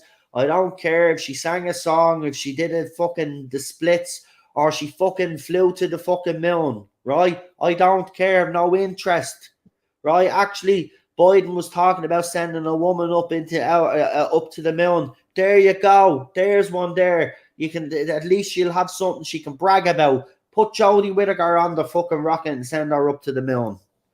Then she can actually say she's been in outer space. Right? Then she'll have something to brag about. I don't care. Just please stop tagging me in nonsense. I don't care what she has to say. It's like whenever I send something to that Twitter group we're in, it's always something, to what related to the new era. Either it's shooting or something, or someone saying anything about shooting. And I notice as well if people put if Atten does from the Whittaker, I ignore it. As you notice, I ignore it. I don't even get involved. I don't get involved anymore. Even some of these kids are trying to get me involved by trying to retweet me. I don't get involved. I just don't care. Right? At the end of the day, I'm not going to stay beholden to the last era of Doctor Who. I refuse to be one of those channels that just doesn't stop talking about it. Right? Need to move on. Right? I'm not like any of these channels out there. If you think I'm still going to talk about, it's like the channels that still talk about Captain Marvel. How many years ago did that happen? It was like 2019, wasn't it? Right? Same with Ghostbusters 20. See, people still banging on about that as well. Like, there just comes a point in time where you just have to say enough is a fucking enough, man. Just get on with it. Get on with it. It's wrote off. Let's just fucking bookmark it, bookend it, and move on. That's it, man. Send her to the fucking moon. So at least she'd be far away from this fucking planet as possible. Right? Or send her up when they have the moon base up there, and then just fucking leave her up there. Right? Like on Mars. Then she could brag to everybody how she was the first female fucking whatever. First female actress to actually go into space. Right. I'm just sick and tired of it all. It's ridiculous. Like I'm sorry. I know some of you still want me to give me your opinion, but there's no point. I said all I needed to say about Jodie Whittaker and Chris Chibnall. There's nothing else I can say. The only thing I could say is everything that I've already said, but repackage it a different way. But I'm not one of those channels. I refuse to do that. I refuse to do 500 fucking videos on Jodie Whittaker singing a fucking song like some channels did out there. I'm just not interested. I don't care. Let her do what she wants. She's left Doctor Who now, right? So she's gone. My focus is David Tennant and Ncuti Gatwa and Millie Gibson and RTD and what they produce for the show. That's it. That's all I'm interested in now. So stop tagging me in what Jodie Whittaker said in an interview or what Mandip Gill said in an interview or Bradley Walsh or anybody from that era. I don't care. Right? The only one I'll be interested in hearing from is Chris Chibnall when he comes out and apologises. And then when he does that, then I'll cover it because he's apologised. But other than that, I don't give a shit. If Jodie Whittaker wants to come out and apologise for ruining Doctor Who, I will cover it. If Mandip does the same and all the other actors that appeared in the show want to, then I will cover it. But as far as I'm concerned, they're gone. So until they do that, I have no interest. Now, I've made it clear. Cinnamon, do your social medias anyway so I can start getting onto this wife and making sure that she's safe. Yep. All right. So you can follow me on Twitter, just at RealBeckett. And I'm probably going to start my YouTube channel. I'm probably going to do a video later, actually. I just at Cinnamon Toast Crunch. Fantastic. And look, you know, go and subscribe to his channel and support him because, you know, we all support each other in this community. So yeah, go and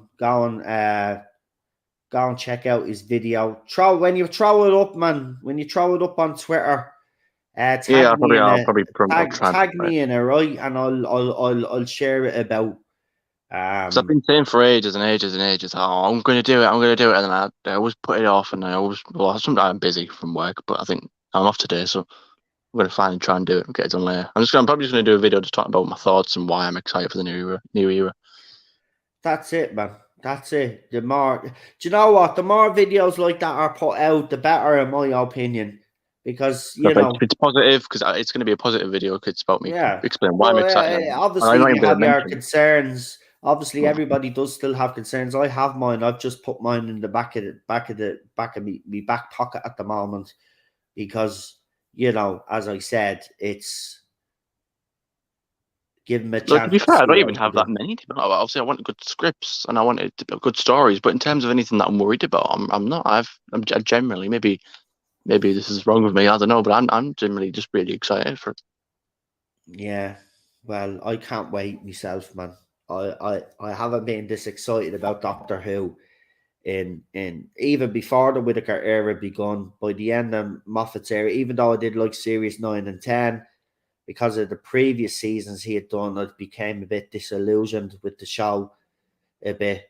But Capaldi dragged me back in. Matt Smith's performances obviously kept me going, I have to be honest. But it was Peter Capaldi's Doctor that sucked me back in, proper in love with Doctor Who again. Season 8 gets criticised, but I actually have a soft spot for that. But I will admit that compared to Series 9 and 10, it's not as good. But, you know, I like Peter Capaldi's era of Doctor Who. I think season 10 is highly underrated. Yeah. It's because of the politics, of course, that started to really be pushed in that. But if you actually look at terms of the story and the acting, it was up there, some of the best too. It's just, you know, by that time, a lot of fans had checked out. You know, so even before Jodie had came along, fans had checked out, and then when Jodie was announced, a lot of fans had made up their mind. I remember even on the day she was announced, the amount of videos that went up, right? I'm not telling you a word of a lie. This is what convinced me that I needed to come onto YouTube properly, because I was doing little slideshow videos, but I'd never actually streamed. But this was the turning point for me. I had seen several YouTubers that I'd followed. I started following a particular YouTuber called Wingy Media. And he threw up a video, right? Now, I have to put this into context, right? There was a lot of videos out there where people were screaming and shouting and bemoaning the decision and saying it was absolutely ridiculous, and they were really, really angry, right? But for the context, this fella came on Wingy Media, and he's an intelligent bloke. He does classic Doctor Who reviews and all. Brilliant he is, right? So he did his video, and while he was saying he wasn't sure of the casting and stuff like that, and he did think that it would go wrong, he was willing to give it a go. Within an hour of that video going up, he had to delete that video because he was set upon by literally everybody on Twitter and in his YouTube comments, right? He actually stopped covering Doctor Who after that. Now, in his case, I didn't blame him. This fella absolutely loves the classic era. He's a huge Tom Baker fan, and he did detailed reviews, and they're some of the best detailed reviews you will ever see on Doctor Who. This guy knows everything there is to know about Doctor Who, basically, right? And comes up with these theories and all, and they're pretty all plausible and all of this. He's not one of these channels that are out there, you know, that fake it. This guy genuinely is a proper fan. He had to remove it. And then I'm seeing other people were removing their videos. And I was like, nah, I have to say something. And then, as I said, that was the turning point. But I think the extra push over the cliff for me was I was in a Facebook group, and I put up a comment on the Facebook group, and I was literally set upon by every single fucking member of I think that it happened group, to me as well, didn't he? right? They actually went after Cheryl. No, they didn't go after Cheryl. That was a few years later when they found out that Cheryl was with me, and then they went after her as well, this particular face. Now, I'm still banned out of that Facebook group, but I've literally had grown men come and threaten me. I've had women come and threaten me. Then I even had one woman that actually was sending me messages through Messenger, and then she went onto the Facebook group and tried to say that I was being abusive to her on messages. So I calmly said, well, then prove to everybody that I was being aggressive with the messages, right? And then there was silence. So I said, all right, fair enough. I will show them. So I got the screenshots of the messages that were sent between the two of us on Messenger, and I threw them all up on the group, and then I was removed, right? And these people, over the last few years as well, have tried to set up Facebook group accounts to try send me messages, private messages on Messenger to threaten me. And then as soon as they got a whiff that I was with Cheryl then, because obviously Cheryl started coming onto the channel and giving in our opinion, then they turned on her. So that was it. Sometimes you just have to take a stand. And I'm seeing the way people were being treated on Twitter as well. And they're still doing it. Yeah, then you had the likes of Ben Cook and Crystal D, and that was it for me. As soon as those people as well, I was like, enough is enough. Someone needs to come out and say something. And that's exactly what I did, and I haven't changed from that. And I set up the channel because I was seeing Ben Cook and Crystal D, anybody that was trying to, you know, put logic and facts to show people that this didn't make any sense, bringing in a female doctor. Basically, their attitude was retweet them, ridicule them, and then basically tell them, as Ben Cook told me when I had me run-in with him, there's no conversation or debate to be had because the decision has already been made. And I turn around and says, well, yes, the decision may have already been made, but there's always room for debate. And that's when I start getting a bad name in the fandom because I stuck it to him. And then when she disrespected, yeah, and then when she respected Classic Who, she said she watched that at 1.5 speed. I actually retweeted her and said, "How dare you disrespect Doctor Who like that?" She retweeted me then, and apparently she ratioed me or whatever that is. I never listen. See that ratio shit. If that It's right, cringe. if that actually If that's your gives go-to you, line, yeah, if that's what that is, then I feel sad for you, because to me that's just a bunch of fucking idiots agreeing with another fucking idiot. Simple as effectively, that. literally all that means is that, oh, well, look at me, my reply got. That's all it means. A ratio just means the reply got more likes than the original tweet. So So it's she just, oh, blocked look at me. me. She eventually blocked me. He blocked me, and then others within the Doctor Who magazine blocked me. Beth from the Time Ladies blocked me because I called her out. She was criticizing all the blokes in the fandom, and then her and our pal, when they wanted money off the fandom, then were putting up these videos where they were being very, let's just say, very flirty, uh, and begging people for money to keep their little podcasts going or whatever. And I called her out for that, and then I got accused of bullying her. And then her whole trope was that anytime anybody questioned her, she'd play the victim on Twitter for a while, and then she'd leave Twitter for a couple of days, and then she'd come back. Then that's her whole thing, and that's what most of them did. Most of them still have me blocked. It's funny because you always in the little chat that we're all in. You always put up these links, right? And every time I go into them, Yeah, I've noticed that every I'm time I blocked. post it, it's always blocked. I'm blocked by that person. Even sometimes I'm like, I never even interacted with this person. Why am I blocked? Yeah. Because word of mouth. Oh, the TARDIS zone is this, that. So people are blocking me. Like, so I find it all very funny, to be quite honest with you. I just remember when Roberta running with him, and it was just absolutely schooling him. It was just like Ben Cook was like rah, rah, rah, rah, whinging and whining, and it was just.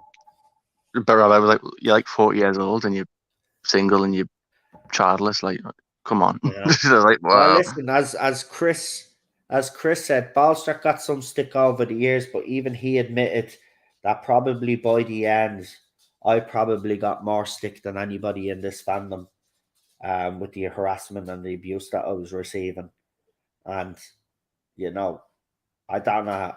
To be quite honest with you, don't know how I navigated I think perhaps, my way through the because you're more last 5 years. consistent. What? I think perhaps because you're more consistent. Because I think Chris sort of gradually started to take breaks, didn't he? Yeah. I think he spaced out his content, and I think, like you said on his stream before, like he started doing Series 13 videos, but he just wasn't feeling it, and he just didn't want to do it. Yeah. So I think the attention sort of went off him a little bit while he sort of took a slight break. Well, it Whereas certainly you've fucking always did. been here. It certainly did. And I don't blame Chris. You know, Chris had his breaking point. And Chris was going through his own shit as well at the same time. So I could understand why he needed to step away. As I said from day one on this channel, and I've stuck to it, I says I would not give up this fight. I said it the very first time I ended up having a big audience, and I realized that actually people were liking what I said, and then I said it to everybody that night. The very first night we got a big audience, and I said it.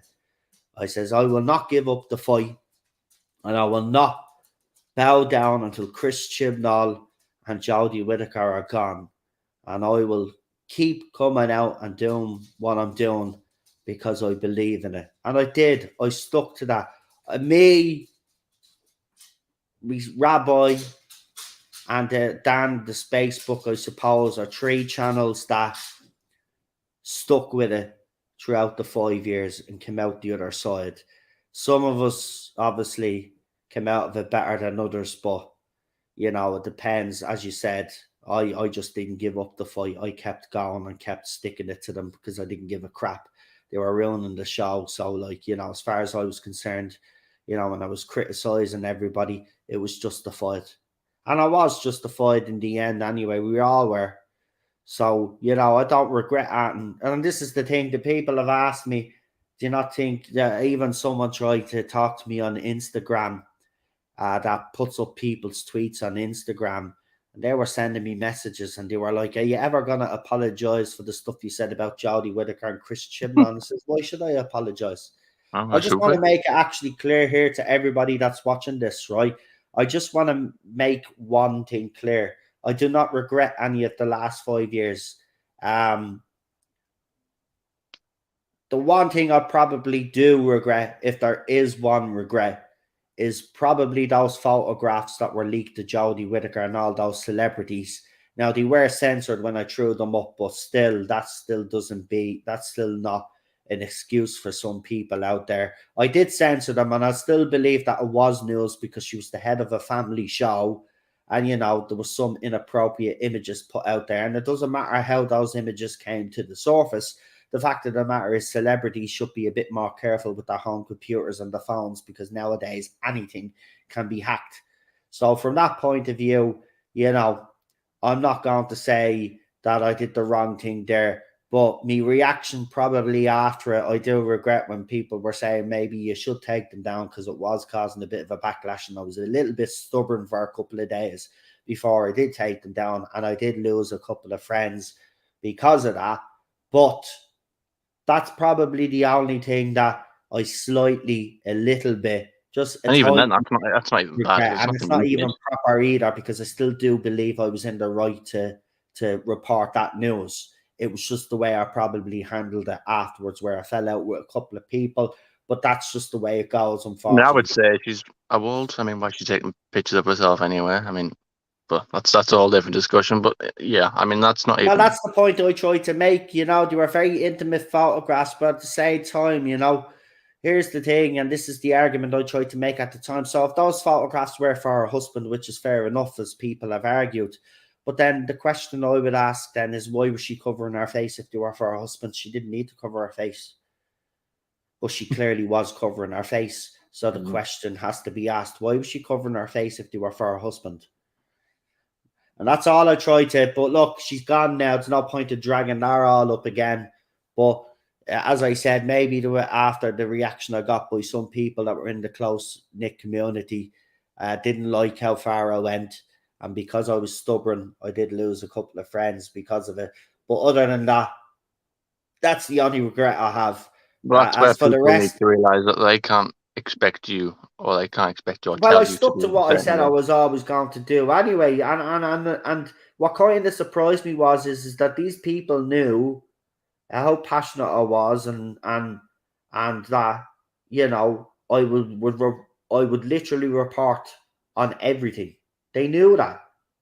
I reported on for Series 11 and 12. I reported on everything, every news story, every little snippet I could get my hands on. I reported on it all.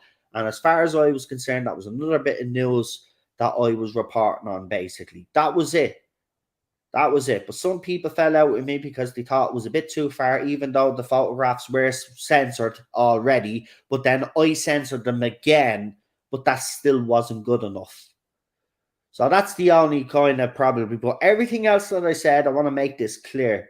Everything that I've said over the last 5 years about Jodie Whittaker's acting, Mandip Gill's acting, Chris Chibnall's writing, and the episodes, and some of the ridiculous stuff that he said in interviews and she said in interviews, and all the other stuff that came along, I do not regret any of me reaction to that, or any of the videos or streams that I did in response to all of that. Want to make that clear, right? Those two people will be forever known as the people that nearly destroyed this show. And remember, if it doesn't work out for RTD, they have destroyed this show, right? So no, I don't regret it. Jodie Whittaker was way over her head, and she had no screen presence. And in all fairness, she absolutely had no right to be in that role, right? And on the other hand as well, Moffat needs to take some responsibility here for Chris Chibnall, because apparently he got him drunk and told him he was taking over. If that is actually true, Moffat does need to hang his head in shame a little bit there, because, you put someone in there that was not ready to take over this show anyway, because, he just didn't have the will or the know-how, because he tried something different for Series 11. It didn't work. He tried to go back to Detroit and test it for Series 12 and 13, and it still didn't work. And why didn't it work? Because he was a crap writer. And that's just me being out straight about it. He was just crap. End of story. He's not a proper sci-fi writer. When he did Torchwood, he had RTD there guiding the ship, right? This was Chibs all by himself, steering the ship all by himself, and he fouled the ball, right? He absolutely destroyed the show. So no, I don't regret it. They'll never get an apology off me, but I'll be waiting on an apology from them too for destroying this show, or nearly destroying this show. So when they apologize, then we could talk. I'm sick and tired of having to defend what I've done over the last 5 years. I won't be doing it again, but I don't regret anything except what I have said. But other than that, everything that I said about those two, I do not regret. Anything I said about Mandip Gill, I do not regret. I don't regret anything that I said, right? I was vindicated in the end. This show started off with over 13 million viewers watching our first episode and ended up with 2. So don't talk to me about successful, this era being this, that, and the other. It was crap. It failed. End of story. Right? I'm sick of his excuses, and I'm sick of you spinning this, right? And he can keep crying, and he is entitled to do that about David Tennant being back. But he is the Doctor. End of story. Get over it. If you don't want to be here, just go. And if you want to come back after shoot, he comes back, then fair enough. Do what you need to do, right? But don't ruin it for everybody else, okay? The one thing about it is, yes, we done a lot of moaning beforehand because Jodie Whittaker and Chris Chibnall gave us plenty of ammunition. David Tennant and RTD have given you 0 ammunition, and you are going after him. You need to stop. You are looking pathetic. You are showing you their true colours, and fans can see us for what you really are. It's disgusting. So leave it out now, right? And stop attacking RTD and sending death threats to David Tennant, because as I said, we will expose you Muppets. Because I haven't, just in case people have forgotten, I'm not going to stop exposing the Muppets in this fandom. And to all of you YouTubers out there, my final message to you guys is this, especially all of you that have come back now after your 5-year hiatus. You do not control this fandom. You do not have the ultimate opinion in this fandom. You gave that right away when you walked away from this show 5 years ago. Okay? Don't think you can come back in here now and try influence the fandom.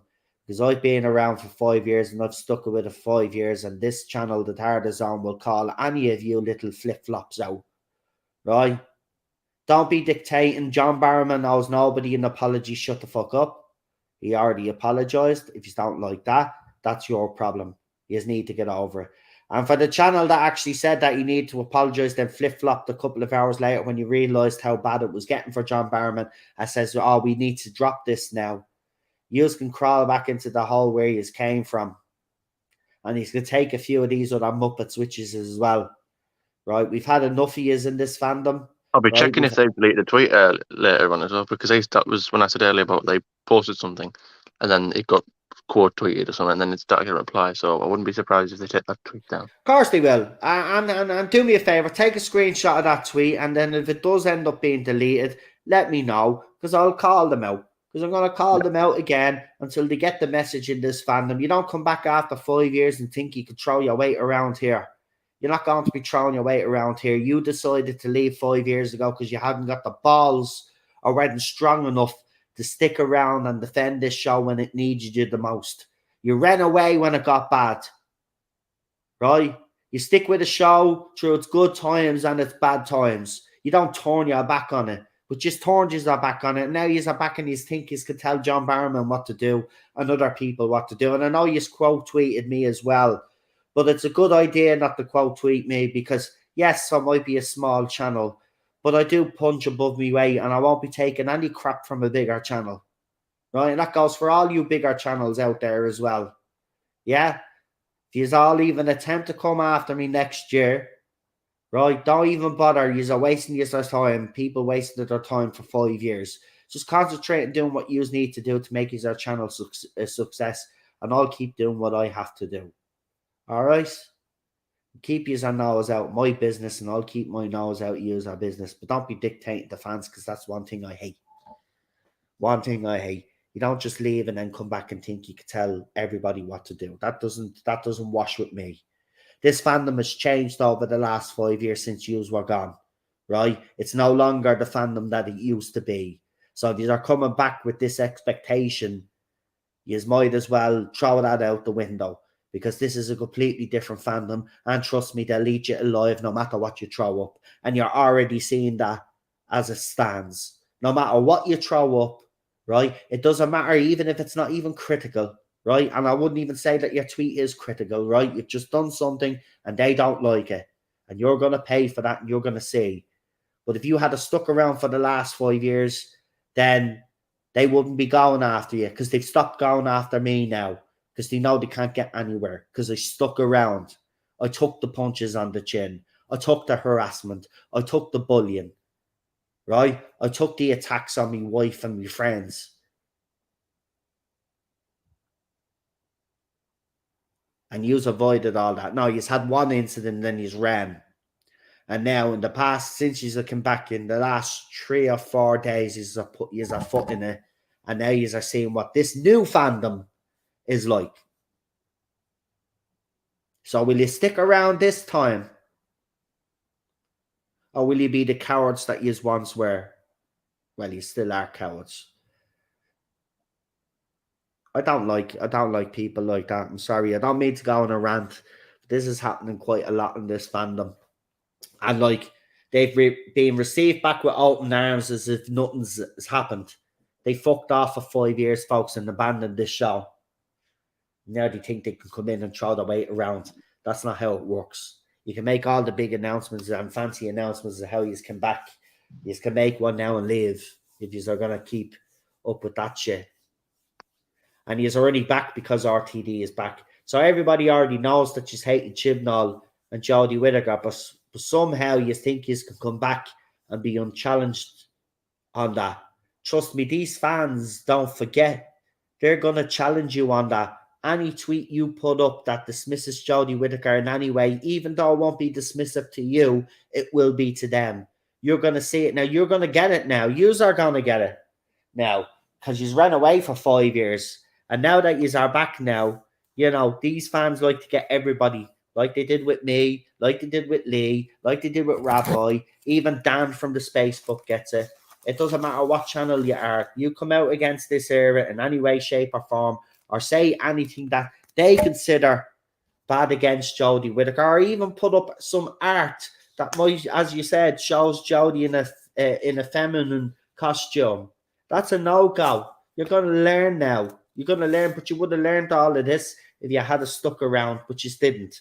So what he's going to do this time, he's going to stick around, or he's going to keep deleting tweets every time these kids come after you, because you know what? That's it wasn't even like anything anything sexual either. It was a dress, a bit of makeup, and a slightly low cut top, and apparently that's confirming the male gaze again or something. Yeah, but you know what? What annoys me is they won't even show any backbone. They'll probably actually delete that tweet. They won't stick by that, or even say, "Well, listen, if you don't like it, you don't." You know, like what I would say. It's only fan art. Get over yourselves, right? But will they have that backbone? Probably not. They'll probably delete it, right? And then that's not going to work either. So is that how you're going to conduct yourself in the fandom now? You're going to be you're going to be in fear of these guys now. And every time you throw up a tweet, you're wondering whether you're going to have to take it down or not. And you know the reason why that's happening? Because they already know that you've ran off like little bitches already. And that's why they're doing it, because they're hoping that you've run off again. You should have stuck to your guns and stuck around, but you decided to run off. And now, Auntie's put up, they're just going to comment on it. And I love the way these people have tried. I love the way these people have actually tried to get on the good side of certain other YouTubers out there as well, and Twitter accounts. And it's actually pathetic. They'll literally chew you up as well. Right? Because if it benefits them, and you say, that's toxic, they'll come out against you. Be under no illusion, there's no loyalty on that side. So, you know, if you pander to that side, whatever you get is what you deserve. Because Trust me. Cinnamon will tell you there's no loyalty with them. There is no loyalty. So, you've made our bed. You've made our bed. But I just don't like people like that. Anyway, I think I've said enough tonight. I was supposed to go ages ago. I'm just have to send her a message there to see if she'll answer me back. If not, I'm going to have to be making phone calls. But as I said, you can catch me here. We'll be continuing our Christmas WhoZone. Remember, Christmas night, we will be finishing it all off with Twice Upon a Time. As I said, I refuse to do any of those so-called New Year specials. We're only doing Christmas specials. So we've got a couple of Christmas specials still to come from Matt Smith. Or I think there's one more, and then there's two more. I think there's one more, and then Peter one more. Capaldi. Then we're on to Peter Capaldi. So come and join us for that. So I'll leave it there. I'll say good night to you all. I'm off now to ring her and see what she's up to, see where she is in the city centre. Hope that she's safe. And then I've got the football's back, so I've got Manchester United tonight on the telly. We're playing Burnley in the Carabao Cup. So it'll be interesting to see how many of our World Cup players are actually going to feature. Well, that was the issue that happened with us, with Watford. All the other players with Senegal came back, but Ismail Assar didn't come back. So that's kind of stirred up a bit. I wonder what he was playing at. Yeah, we'll see. Well, it's going to be interesting to see how we play now. Because a lot of the United players actually had a very good World Cup. Actually, all of our players that went on international duty actually had a very good World Cup. Not one of them had a bad World Cup. So it's going to be interesting. Can they now replicate that for Manchester United? Because I think if we actually put a run together. See, people, look, I'm going to say something here that's actually people might find funny. But I actually don't think Manchester City are as strong as people are making them out to be. And I certainly don't think Arsenal is going to be able to maintain top spot now that Jesus is injured now. And if they get a few more injuries, they're screwed. If United put a good run together, I even said this at the start of the season before we lost the last two games, the first two games of the season. I actually said if United put a good run together, we could actually challenge because we got some decent players now, right? They've added Casemiro and Eriksen to that now, and Martinez. I actually think if we can replicate what we did the World Cup, I actually think we can make a title challenge. And I know that sounds funny right now in fifth place, but I don't think City are strong. Sure, didn't City lose the last game before the break? City are rocking a little bit. City are great going forward, right? And they've got Haaland who will always score goals. The problem is, even at the start of the season, they were conceding a lot of goals. That defense is not great. If you can actually figure out how to get through the middle of that park and get at that defense, you can score goals against them. I don't think they're defensively strong. I think we have a stronger defense. I mean, I wouldn't even mind United winning it again. I mean, I'm a bit sick of City winning it every year. Yeah, well, anybody but fucking... Look, I don't mind even if Arsenal were to win it. I'm not going to lie. I don't like Arsenal, but it is better than City. But United now, this is our time now. Apparently new owners and all, so everything is looking up. We get owners that have a money pit. The rest of the Premier League is screwed. I'm sorry, but it's going to be glory years for Manchester United again. We're going to be winning everything. We're going to be winning everything. There, you cannot... Listen, the Glazers have actually pushed us back, right? Have set us back. As soon as we get new owners with a lot of money, trust me, United's winning everything because we'll outbid everybody now. We'll be able to... We can already do that, right? Even in the financial state that we're in, we can actually still outbid every club if we choose to. It's just the Glazers are tight wads and refuse to do so. But we can literally outbid by March. If we're sold, we'll be able to outbid anybody. So if we want Mbappe at United, we'll get Mbappe at United. If we want another world-class midfielder, say Frankie de Jong or Jude Bellingham, we'll get him. We'll outbid Liverpool, Chelsea, and all those other teams, right? The Premier League will be screwed, right? We're winning we're going to dominate again. Because here's the thing that people don't understand and realise. With all of that money, right? Manchester United's already a special club. You ask most players who they'd like to play for if they don't want to play for Real Madrid, Barcelona, or any of those other big teams. Manchester United is always on their lips. We'll be able to get any player we want now. We're winning everything. We're winning trebles, quadruples, you name it. We're doing it. We're doing it. We're winning Champions Leagues. The club is just going to be unstoppable. It's going to be unstoppable because I'm telling you, that club before the Glazers came along was well run. And if it's well run the way it was before they came along, God help the Premier League. It's over. It's over. It's over for them all. Fuck Newcastle and their money. They will not be able to compete with Manchester United. Liverpool will be left dead in the water, and City will always be that number 2 club in Manchester, as they are. Even though we've had, this is the weird thing, even though we've had the bad patch that we've had over these last 9 odd years, yeah, Manchester United's still the biggest club in Manchester.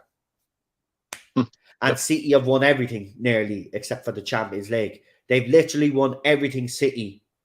And they keep winning back-to-back titles as well. But yet Manchester United's still the biggest club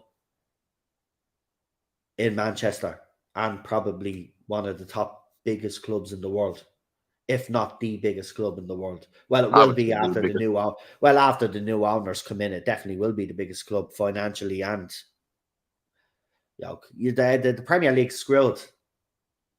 He's screwed. He's mocked United for the last 9 years. He's been loving where United have been, commentators and all.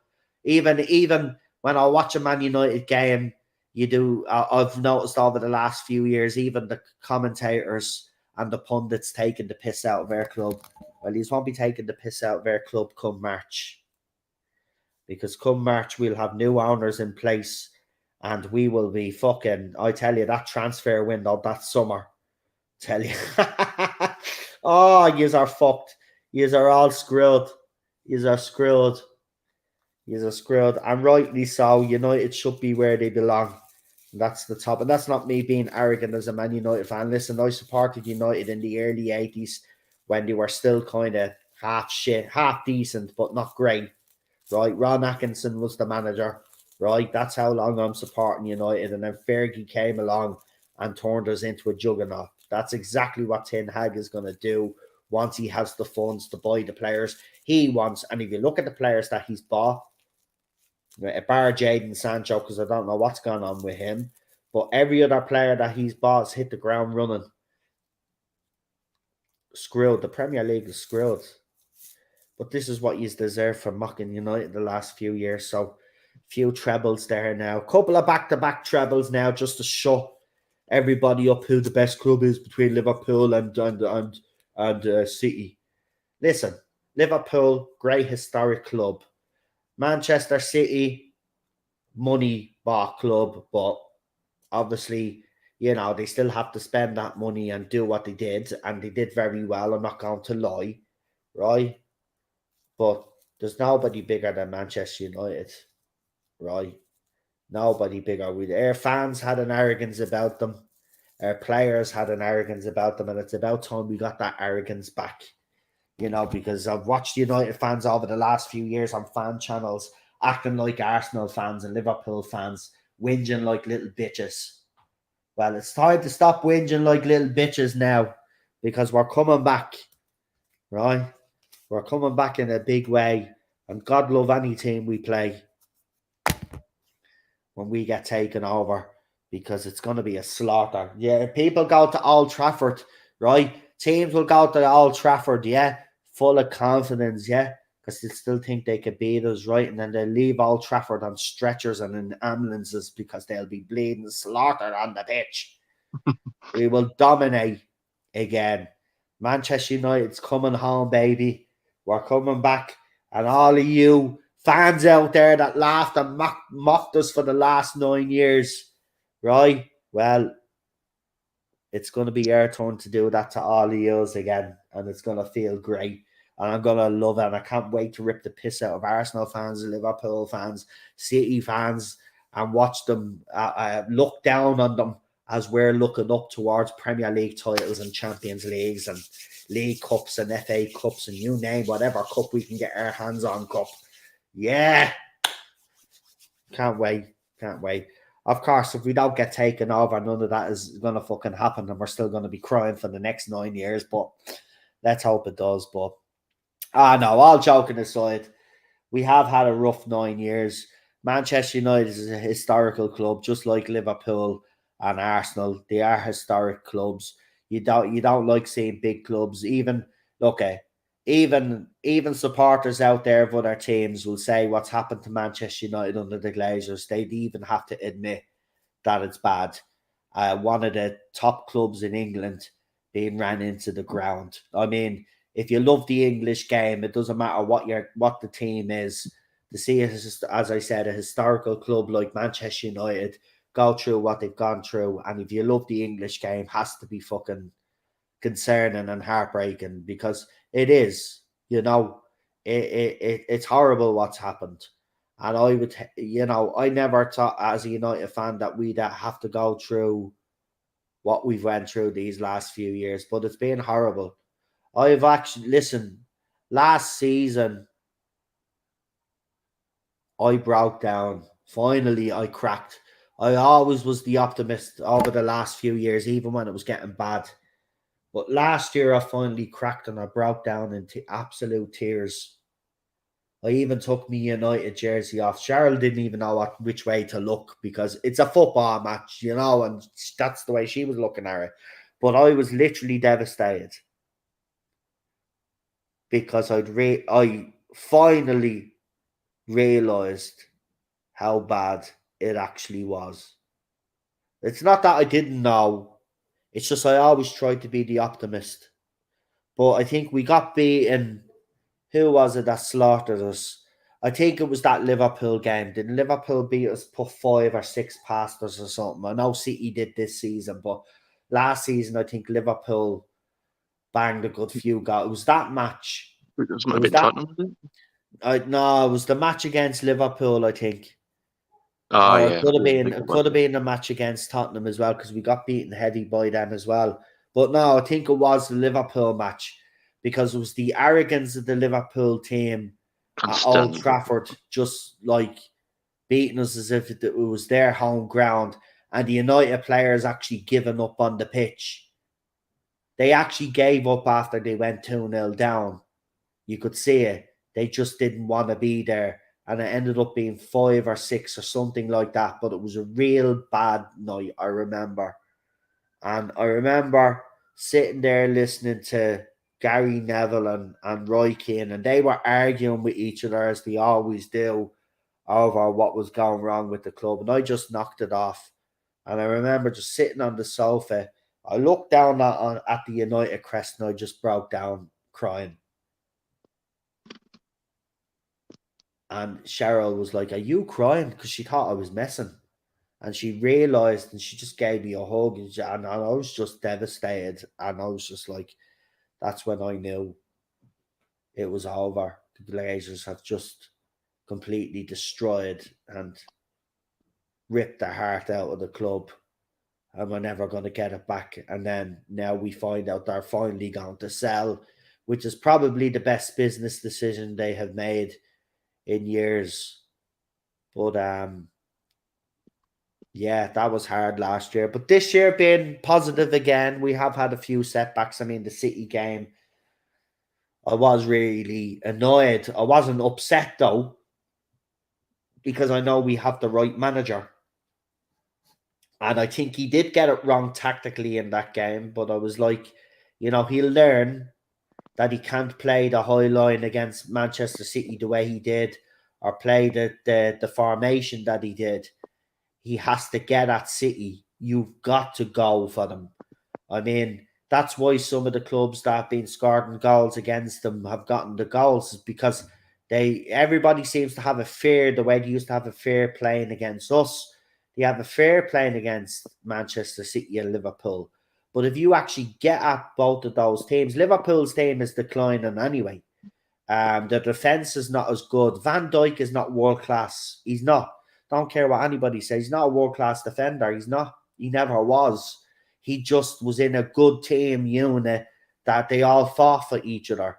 Manchester City's the same. They don't have a great defense. United, out of all of the teams that are probably fighting for the top 6, let's just say, I think Manchester United and Arsenal probably have the 2 best defenses out of all of those teams.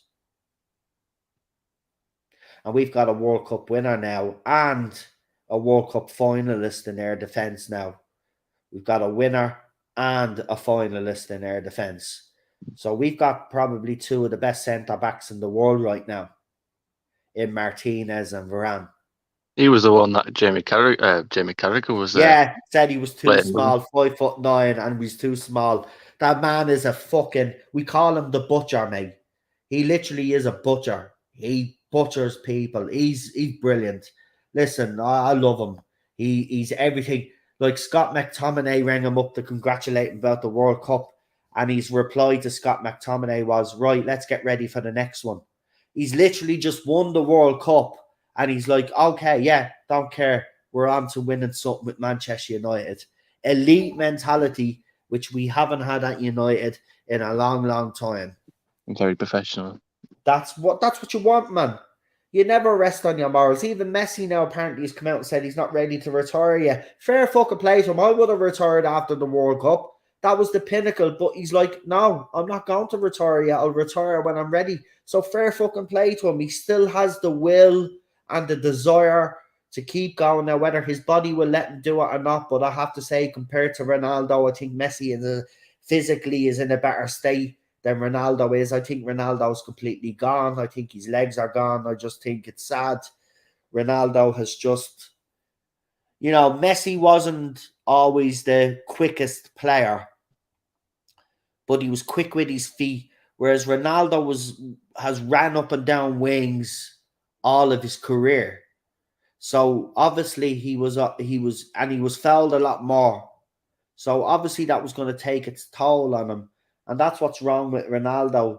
He's blaming everybody else, but unfortunately that man doesn't realise that his career has actually ended, whether he likes it or not, because his body is telling him that it's over, but he refuses to accept. Whereas I think Messi, when he went to France and he had that 4 season in France, everybody wrote Messi off. But Messi went off the pre-season and worked on himself and came back and he's doing very well now this season in the French League before he went to the World Cup. And look what he did in the World Cup. Not only, this is the thing though, we could have easily slagged Messi up and says, well, he scored penalty kick, and stuff like that. But he's actually went on to score actual goals as well this World Cup. I mean, he was second to Kylian Mbappe in the top goal scorers in the World Cup at 34 years of age. With the talent strikers that we have around the world, a 34-year-old came second to Kylian Mbappe, which is not a thing to be embarrassed about. Mbappe is going to be absolutely. That's why I hope United to actually go in for him and the new owners. Go for Kylian Mbappe. That pace with Rashford, and if Sancho or Anthony, whoever wants that position, right, it'll be up for those two to fight for that, in fairness.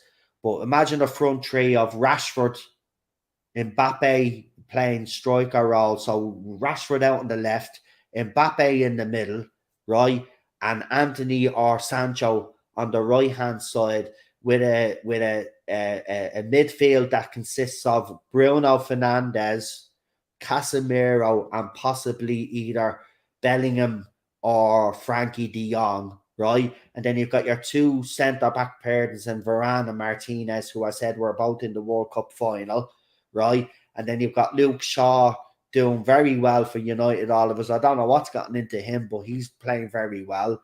And then you've got the low on the right. I tell you, man. I tell you, even now, take Mbappe out of that. If we could get a whole season out of Martial and he played that number 9 role, he would score goals. But he gets injured all the time. That's why Rashford gets moved around quite a lot. I wish Rashford was kept in a permanent position. Because I tell you, you seen what he did at the World Cup. I really do think United have an opportunity, especially this season. I still think we could fight. I still think we can win this title. I really do. I don't think it's going to be a runaway title this year. I think you've seen Liverpool, yet they're starting to get back in it, but they're going to have setbacks again because their team is aging, whether they like it or not. Their team is not going to put up a title challenge. Title challenge is already gone for them, right? Can Arsenal, that's the thing people are asking now. Do Arsenal have strength and depth now to keep this title challenge up? No, I don't believe so. I think United have a better squad, strength and depth, even though half of them I wouldn't even play because they're shit. But we still have that strength and depth, but Arsenal don't. If Arsenal lose Jesus, yes, they've got that other striker, but is he going to score every game for you? You know what I mean? If they lose Xhaka, who will they replace Xhaka with? They just don't have enough cover, Arsenal. So I don't even see Arsenal winning the title. It's for City to throw away, but I think City's defence can be got at. So if we can go on a run before we meet these teams again, because remember, United have already beaten Liverpool this season. The only one that we haven't beaten is Manchester City, but we've beaten Chelsea. We've beaten Tottenham. We've beaten Arsenal, right? So we've beaten all the teams around us. The only team we haven't beaten, obviously, is Manchester City, and that'll be another test when we do get to play them again to see how far we've actually gotten. But if we were to beat City, I'm telling you, and if we're already comfortably in the top 4, title race is on. I'm telling you, I'm not going to rule us out from not winning that title. I still think people think there's too many points on the board, and Arsenal and City won't be catched. They will. That table's not a true reflection yet. Remember, they've all come back from a World Cup as well, right? That's going to play a big part because some players are going to break down and get injured. It's going to be the same for United as well. I'm not going to lie, but I just believe that some of our players now are on the form of their season. And when you have that positive attitude and you're in form, you hardly get any injuries because, you've got that positive vibe. So it's only when I've noticed that because I played football, when you're really positive and you have that positive mentality, you hardly get any injuries. But when you start stressing out about your performance and you start getting injuries all the time, like what happened, Marcus Rashford, remember the off-field stuff, he was feeding all the kids and stuff, and that was distracted from his football, and then he was being called all sorts of dirty names on Twitter. That took its toll because he had a negative vibe. But look at him now since he's come back. He's all the off-field issues are done with now. He's had a positive vibe. He went on then to start banging in the goals in the World Cup, but because your manager is a bit of a shithead, he dropped Marcus Rashford to the bench, which was the biggest mistake. I think England could have got further in the World Cup if he actually had kept Rashford on the pitch. Rashford was banging in the goals for us, but it's Gareth Southgate he's our manager, so who am I to about that anyway? But look, this was only supposed to be an hour stream. I'm going to head now because she still hasn't texted me now, so I'm getting worried now. So look, we'll see you tomorrow. Have a good one. Thanks for tuning in, whoever, for everybody that's popped into the chat as well. Thank you very much. We really appreciate it. We'll see you tomorrow, and then obviously Friday night contact is on with me, Lee, and Chris. So come and join us for that. We'll see you for now. Have a good one, folks. Good night, and stay safe. And Christmas is not long away now, folks. So enjoy it. Bye. Take care.